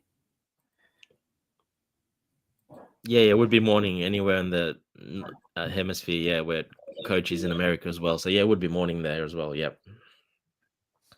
Yeah, 100%. Now we have this, and I hopefully, man, we get a solution for this. Nice is negotiating for David Fafana, and Toulouse are also interested. Chelsea are demanding one of transfer. Both Nice and Toulouse are trying to find a financial solution. Nice has instead raised an idea of a loan with an obligation to buy. So what are your thoughts about this? And Dato Fafana, man, I feel better The about him. forgotten man. Yeah, look, he's of course we want to sell him. We want to get him off the books. There's no point keeping him anymore. He's not made it here. And to be honest, he's been on loan quite a bit and he's not made it anywhere. He had a little flash at Burnley, but they decided not to keep him. And after that, he didn't do anything anymore when he played. Everywhere he's been on loan, he's done one good thing and then fallen off. So that just tells you none of those teams, and they're quite low teams where he's been on loan. A lot of them, they've been in Germany to, I think it was Berlin. He did well for 2 or 3 games and then fell off again. And then, like I said, another German team, I can't remember who, and then Burnley. And none of those teams wanted to keep him. So that just tells you that it's footballing, but there's more than just footballing as well here. So it could be training, off-field stuff, professionalism, all sorts of things. In modern football, like I said, there's so many tangibles that those little things are a little bit off. Teams don't want you. Very simple. So one of those that just hasn't worked out. We're not going to end up losing money on him, to be honest, because we got him for so cheap. He's been on loans. We got loan fees already. That's probably almost paid off his fee already. So, and if we're going to sell him, even if it'll be for like 5-10 million, well, we probably might even make a little profit on him. So again, it hasn't worked out. Good luck to him wherever he goes. Hopefully he just gets a move done. No more loans. We need to get him off the books and free up another spot. So just get him off. I'm not sure how old he is now. If he's still on, is he still under 21? I don't think he is he? Do you know how old he is? I can't remember. Yeah, I think maybe 22 or 23. Yeah, so there's no. Then that takes a spot up on the it's an A-lister. So no, you need to get him off ASAP. Just move him on. Hopefully, he finds a home somewhere where he can settle and do better. And I think France is probably the best option for him. He knows French as well, so that is the best option for him, I think. So hopefully they find a solution, and good luck to him. Yeah. It says we should sign Donnarumma. So what are your thoughts about this? Do you think we should sign Donnarumma? I don't know. While you were on the phone, I explained exactly why we shouldn't sign Donnarumma. So, I already explained all that. Why? I'll just keep it very short. Wages, fee, not a problem. Wages, and under pressure, he's shocking and cannot play with the ball at his feet at all. He will struggle massively if you play him in that system in the Premier League. No point. Not an upgrade on Sanchez. I'm sorry. Not in the Premier League. Yeah, I agree with you. As much as I think he's a goalkeeper, but again, those wages and everything, nah. I don't want that. So, guys, now we're going to talk about the game. I think kickoff is around 2 hours from now. So Chelsea versus AC Milan. AC Milan, by the way, they were playing against Leeds yesterday, so we'll see more rotations from their side as well. And here, in terms of injuries, it says Barichile is still out. It's going to come back in mid-August, right? Enzo Fernandez, mid-August. I don't know about Enzo Fernandez because he didn't play against Bayer Leverkusen. And maybe Fab Mob might be right, will remain to be seen today whether they are right or wrong. And also, we know about Levi Colwill situation. Also, Wesley Fofana is training, so early September. I don't know about it because Enzo Maresca said he's training with the club. In terms of the inside, Chelsea having lost in the previous 6 matches. Chelsea have won previous 4 matches against AC Milan, have won their last 6 matches. So I think we are in good terms to win this game. So then the overall, what are your thoughts about this game? Yeah, good to see another game. This one will be, I think, a little bit more. Our starters might start in this game. It'll be more of the starters. Even in the previous game, I was very surprised to see Caicedo start and a couple of those players start. So we talked about that and we said they probably won't start, but it looks like Maresca, like you said in the meeting and the press conference and stuff after the game, he just doesn't have time to look at other players. And, he had to start a couple of them because, he just had to. There's no time. So, I didn't think they might start a couple of those players. A couple of them did start. But this game, I always said they're probably going to start. Most of our starting team will probably start. It'll be quite a strong team.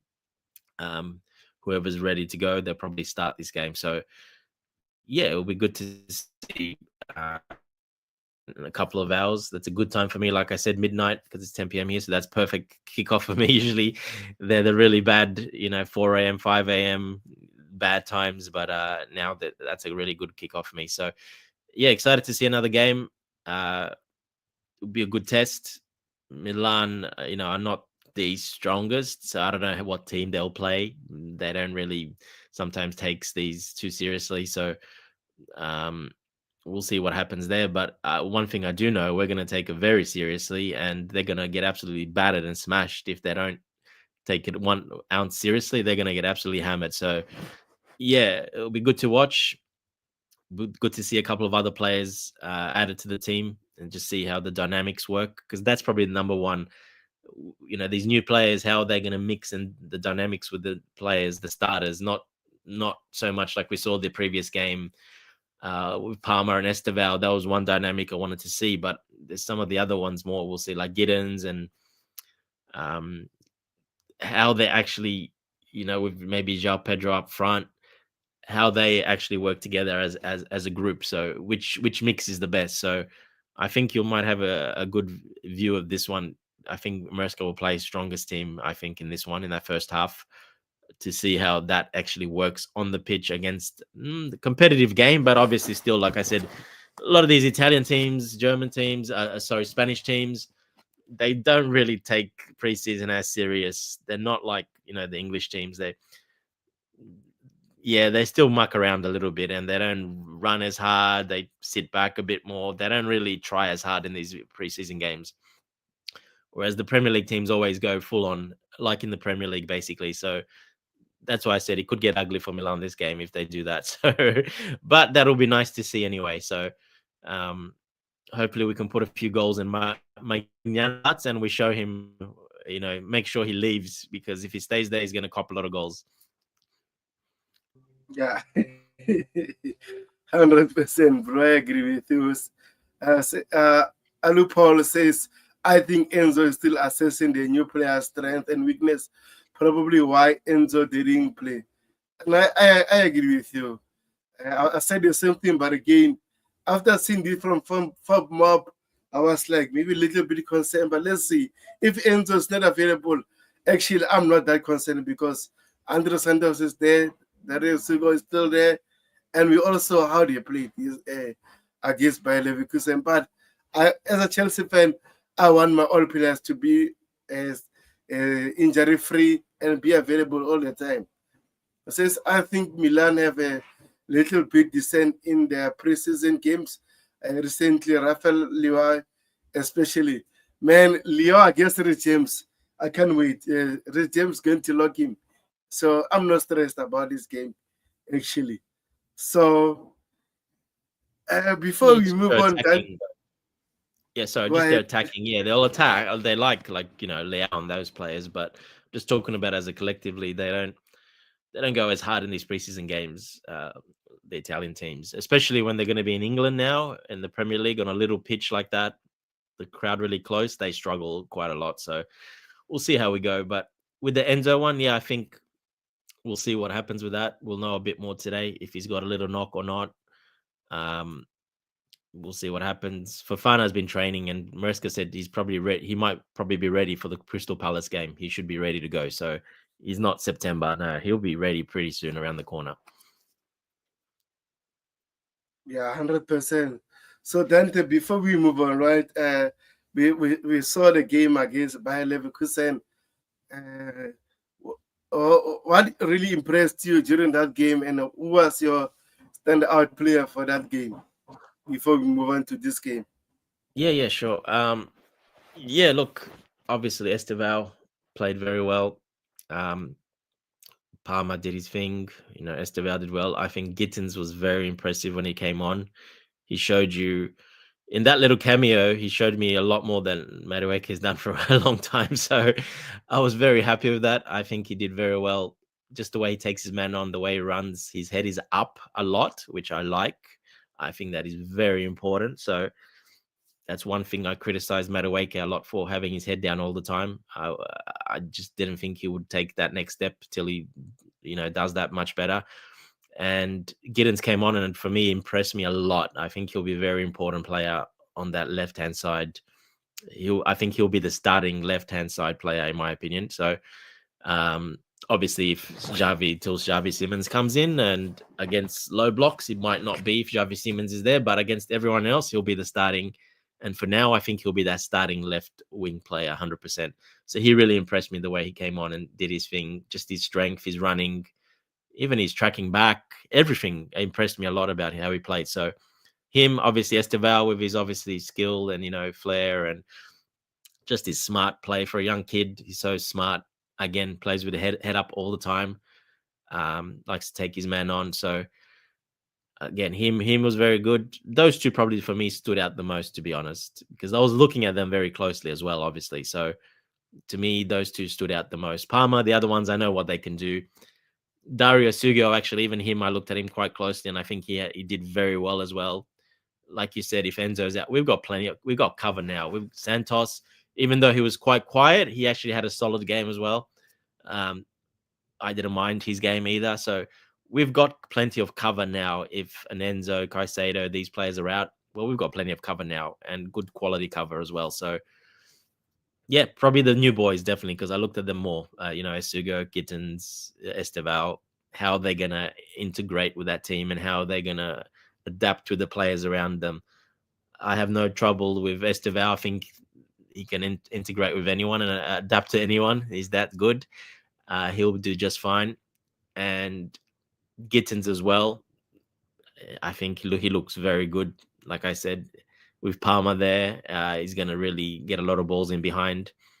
So those new players I looked at more than anything, and they really impressed me, all three of them. Those were my standouts for me, yeah. 100%. Only Paul says Pedro, Estevao, and Palma, who, and also says Palma, Estevao, Pedro, who is your right winger at the moment. For me, it's so hard to tell because Estevao, man, just gave me a different energy. But again, this is the Premier League. It's not a preseason friendly. I think we should ease him or give him a rotation. Give him a chance when it's needed. But again, Pedro Neto, bro, you better watch out on your position because Estevao is so good, especially when he's 18. And already for one game, him and Kolpama was building some sort of a relationship, sort of a chemistry. I was like, what? Seems like this players already been playing for almost a season, but it's just one game. So Pedro Neto, just be careful, my boy. Estevao is coming to fight with you on that position. Yeah, 100% agree. But yeah, look, it's Pedro Neto is on the right. For me, 100% he should be starting. Obviously, if he's not fit or something's wrong, obviously not. But for me, he's still number one on the right hand side. Yeah, Estevao impressed. Like I said, first game, like I said, even Leverkusen were a bit sitting back, not doing too much, but still very impressive nevertheless. But he's definitely Pedro Neto is number one. Like I said a bit earlier, there's still a pecking order in the dressing room. Pedro Neto has earned that number one position. He's number one at the moment. He'll have the competition from Estevao 100%, but Pedro Neto is still number one. Estevao will be a rotational piece at the moment, which can change very quickly, but at the moment, that's how it will be. So, yeah, 100% Pedro Neto for now. I agree. Even Oliver says Pedro Neto is important. Very, very important. Especially when you have Lem Delep, I think Lem Delep is a different profile than João Pedro. We need a player like Pedro Neto because he can cross those balls in the penalty area. And we know Lem Delep is a box striker rather than João Pedro, is a more versatile. He likes to move around and everything, create spaces. So they are different. So anyway, Dante, this is my lineup right against AC Milan in the next 2 hours. So in terms of this lineup, I just want to see how to play him because he played for the 5 minutes. I just want him to start, see what he'll do. Aselmino, I just want to know him a little bit. You know about Tosin. He didn't start him in James. This is the reason why I'm playing these two with Robert Sanchez. Enzo didn't play against Bayer Leverkusen, so I want to see him more. Caicedo, I'm not sure whether he's going to start or Esugo. It's up to the coach. Estevao, I saw a chemistry between him and Cole Palmer, but also he might not start because of, I think he played more minutes than other players beside Jorgensen. I think he played over 70 minutes, so maybe Neto might start. But again, him and Cole Palmer were building a great chemistry. Also, Gittens played 30 minutes, so I just want to see more of him and João Pedro. So, in terms of this lineup, where would you change in terms of your own perspective? Yeah, basically what you said there. I think Neto, if he's ready to go, he'll start this game. I mean, it's the only game before the season starts, so I think he'll definitely start this game if he's ready to go. They set out for a reason, so to be ready for this game. So for me, Neto over Estevao this game. Yep, I think Gittens will start. Yes, I think obviously he didn't start the other game, but he will start this game. Like I said, he'll be the number one option, I think, on that left. So he will start this game.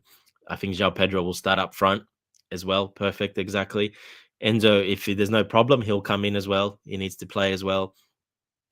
Cucurella played, obviously, so I think Hato might get this chance exactly like you have it there to have a look at him in that position a bit more. And plus, he was pretty solid when for a little bit he came on. Tosin, James, exactly the same thing. The players that are pretty much going to be starters that didn't play last game will play this game. So if they're ready to go, if there's no little problem, they will play this game. So, the Anselmino one, that's an interesting one there. I would put him into to have a look at him with this better team and these better players. Will Maresca do that? Does he think he's ready for that? We'll wait and see. But he did come on a little bit, so that gives you a good little indication that there's a sign that he might. So yeah, I would put him in there too because he can play with his left foot and right foot. So that's why he can play that left center back. He can cover that spot, no problem, in my opinion. So, and if Hato does invert like he did, well, then Anselmino goes to left center back, and he's got pretty good, speed and can go out wide, no problem. With Tosin obviously goes into the center. So yeah, few little options there. Don't be surprised. Maybe Hato doesn't invert. Maybe this one, we'll see. Maybe Hato might stay back as the left centre back this time, so Maresca can look at him at centre back for that reason. And Tossin might play more centrally, I think, and James might be the one that inverts into midfield this game. I wouldn't be surprised at that either, because what a good time to have a look at us Hato as a centre back or left centre back. We need a centre back, obviously, so a left-sided one. So, yeah, exactly. Yes, I wouldn't be surprised if something like that happens. Having a look at Hato as a left centre back, and James actually is the one that will invert into midfield, like we've seen him do mostly. So, I think this is more something like this. And Anselmino, that's his preferred position anyway, more of a right centre back than a left centre back. So I think like this, definitely more. Yeah, I think there's no better chance to look at Hato as a centre back, a left centre back now than this game.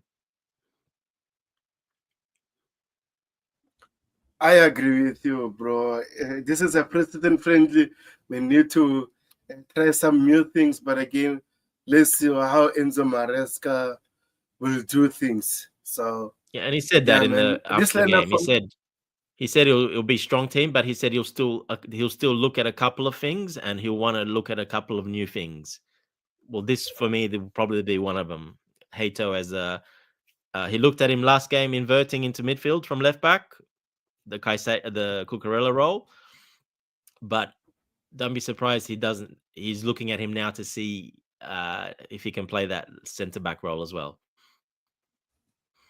100%. So before we wrap up, I think we have some actually transfer news that is being updated right now. So let's just talk about them. Then I think we should call it a day. And guys, if you haven't subscribed, please kindly subscribe to the channel. So let me go to the news. The first one.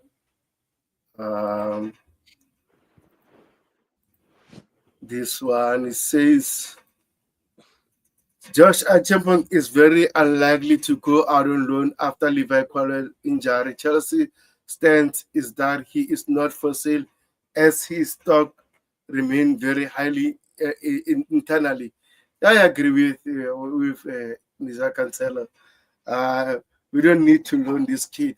If you don't sign a centre back, most likely you'll get minutes. Maybe it might be in the cup games, Champions League, the league. We'll never know. So, what are your thoughts about this?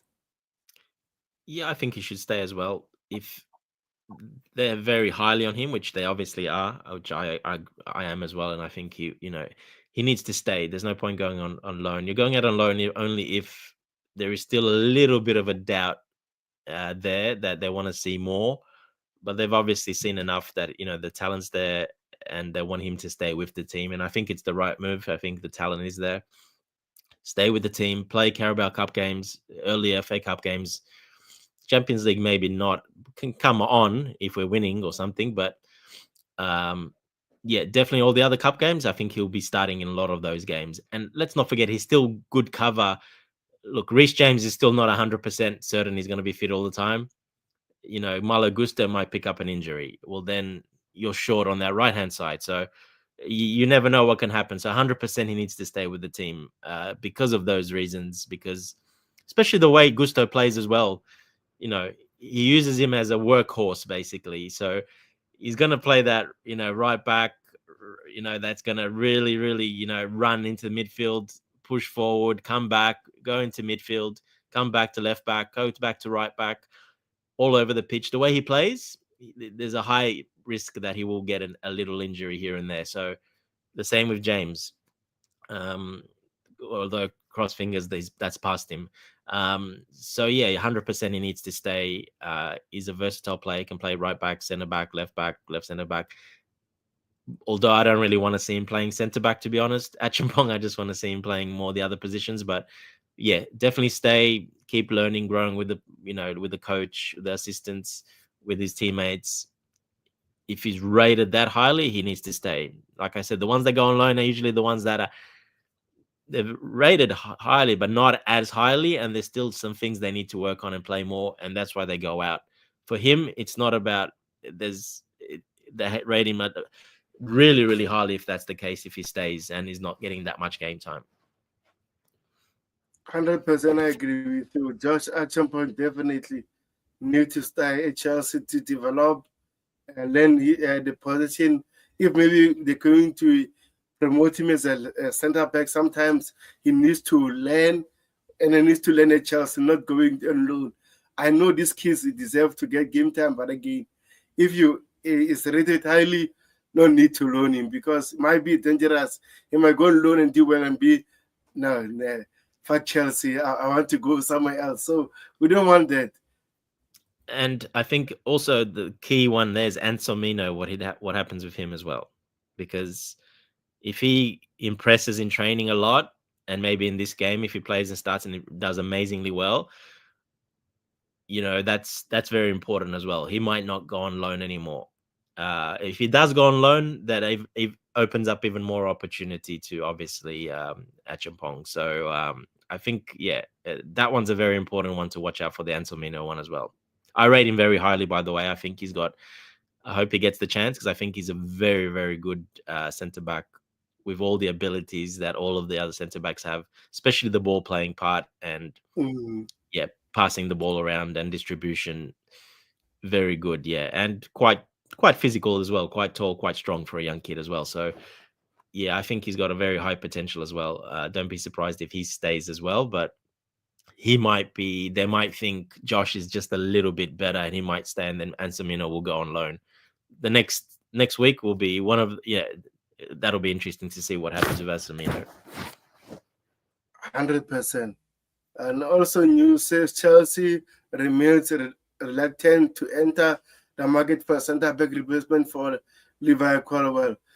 There remains a slight possible they enter the market, but it would be required to sell or the sale of Trevor Chalobah, the only defender they open to sell it. I don't think Trevor Chalobah will be sold unless he wants to leave. Like we always say here, after what he did at Chelsea in January, covering that role when we needed someone, Fofana was there. I think the club they changed their opinion about him. Okay, well, let's do this. Tell him he stay at Chelsea, but again, he's going to fight for his position. So let's see, man. So what are your thoughts about this? Yeah, exactly that. I'm not one of Chalobah's biggest fans, to be honest. I've never been honest about that. I don't think he's got the consistency in him. If you want to win a Premier League, I don't think he's that centre-back to be there to start for you. As a squad player, rotation player, yes, but not as a starting centre-back, no. He's never been consistent in his life. He's never had a consistent run of consistent games where he can actually show you that he's that guy. And now he's pretty much entering close to his prime. I don't know if he's going to really improve that, to be honest. What we saw at the end of the season. Well, first of all, he came back. He had a man of the match performance in his first game. Looked really good. Perfect. Then the next 7-8 games, he was very average, probably below average. He had a shocking couple of games where he made 2 or 3 mistakes that led to goals. And then again, he picked up his form again. And when he came back in again, then he had 3 or 4 really solid games at the end of the season to fill in, like you said, and he did really well.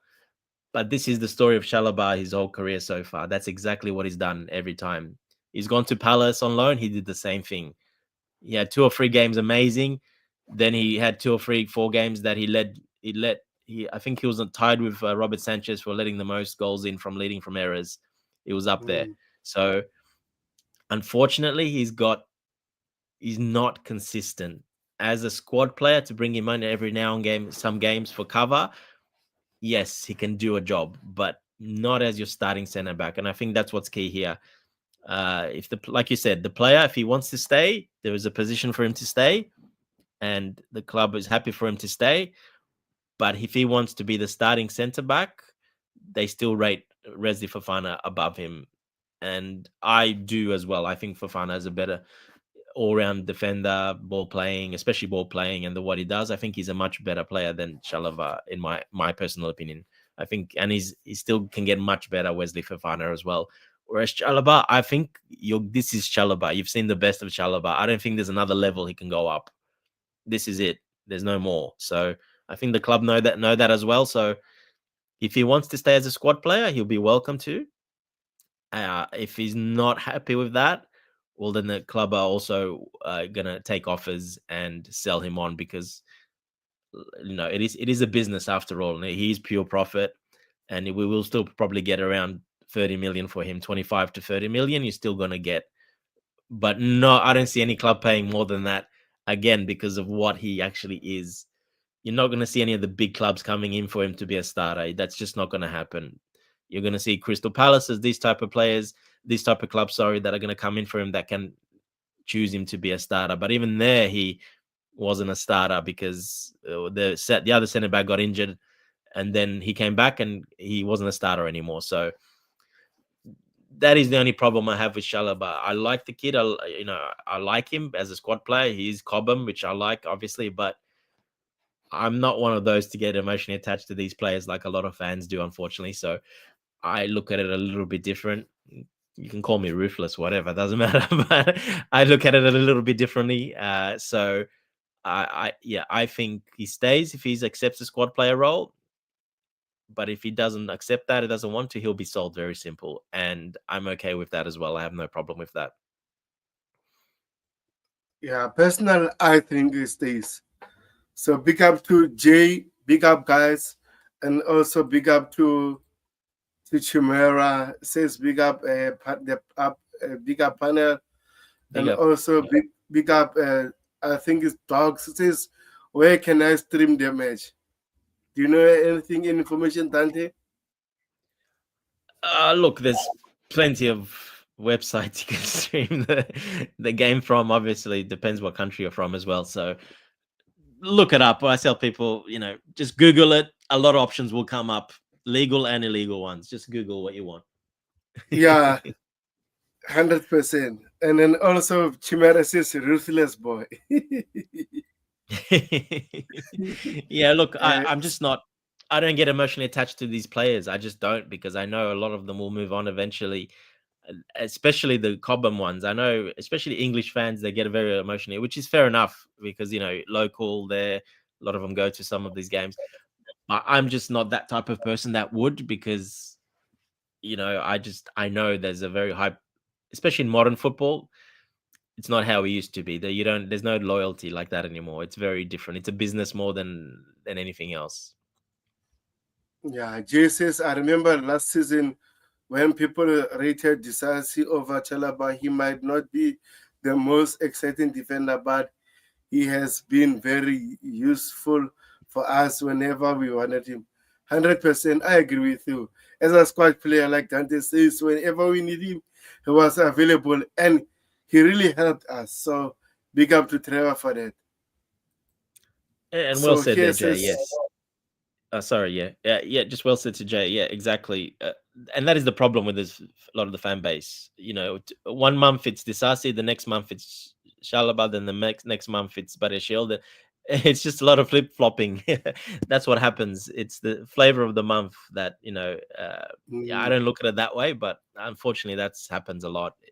It is what it is. But I look at it as a whole and what he can do and what he's done and what he will do. But I think he's reached his level to me. I think there's no another level for Chalobah to take. He is what he is. This is who he is. He's not going to get much better. He's just not. This is his level. Simple as that. Yeah, says Chimara says Mr. Sentimental Dante was eyebrow attached to Mudrik at one point. I back every single player, like I told you. Every player that comes into Chelsea from the start, I'm gonna back that player. I'm gonna give him the chance, and I'm gonna back that player. I'm not gonna do like a lot of fans with Garnacho. If he comes in, no, even if he comes in, I'm gonna hate him. I'm gonna abuse him. No, that's not how I do it. I back every single player, and I did that with Mudryk. Yeah, of course I'm gonna back my player when he signed. And he's very talented young boy, and he was getting very, very good with Maresca. He was going, the trajectory was going up, up, up, and then unfortunately happened what happened. But yeah, of course, I'm going to back my players from the start, 100%. Yeah, Cole Palmer says we need a centre back, and he says Dante Soritev is staying. So let me read this quote. It says Telva Chalaba is not pushing to leave Chelsea despite some uncertainty around his future. I agree with this. Trevor Chalaba is not pushing a move, but again, if you sign a right centre back, do you think you'll stay to be a backup when the World Cup is around? I don't think so. So hopefully we don't sign a centre back, but again, I'm not the club. I can't decide everything. They're going to decide internally what is the best option, the best solution for the club. So Dante, anything like to add before we wrap it up, bro? Yeah, well said. Exactly that. It depends. Look, it's a good position for Chalaba to be now because we're down a defender. So, he's gone up another spot. So he definitely is not going to leave, and he's never going to say he's going to leave. He's not that type of character that he'll ever say he wants to leave anywhere. He's a very professional, very religious person, as we know. So he's never going to say anything like that. He's going to always respect his contract and everyone, and he's just going to do his thing. Very simple. And you have to respect that. That's who he is, and he's got a great character. So full respect into him in that case. But in football, it doesn't really matter too much in the end. If someone comes and puts up £30 million for Chalaba, the club will say, we've got this offer and we've decided we're going to sign a Mark Guehi as well. What do you want to do? We prefer that you move on because we can't promise you many minutes. What do you want to do? Well, will Chalaba still say, I want to stay? And if he does, the club will say, okay, no problem, you stay. It's all up to the player these days. The players are still got a lot of the power these days as well. So it'll be all up to him. If we don't sign someone, I can 100% see him staying. But if we do sign someone, that's a guaranteed pretty much, more starter minutes than him. That's better than him. Might change his mind a little bit as well. So we'll wait and see what happens. Either way, it's a win-win for Chelsea. That's all I'll say. Yeah, 100%. Says Aurora see Barishila go before Trevor Chalaba. Let's see, man. I'm not the club. Says I think that's harsh. Sorry to beg. Bayer Leverkusen knows when to get injured at the right time, so he can never leave. Yes, he's very smart. Yeah. I think that's harsh. Colwill was averaged 2 to 3 last season. Fafana injury prone, unreliable. Barishile, I'm not even discussing, but not a world class. But tell me which defender was at Chelsea. We understand your opinion, Jay. Trevor Chalaba is leaving. Don't worry. Since the owners are not forcing him out anymore. It says Axel Disasi Veiga needs to leave. They're going to leave, both of them. So, guys, we don't have enough time. So, thank you for joining. Please kindly like and subscribe to the channel. I appreciate it for joining me and Dante for this show. Peace. Take care, guys.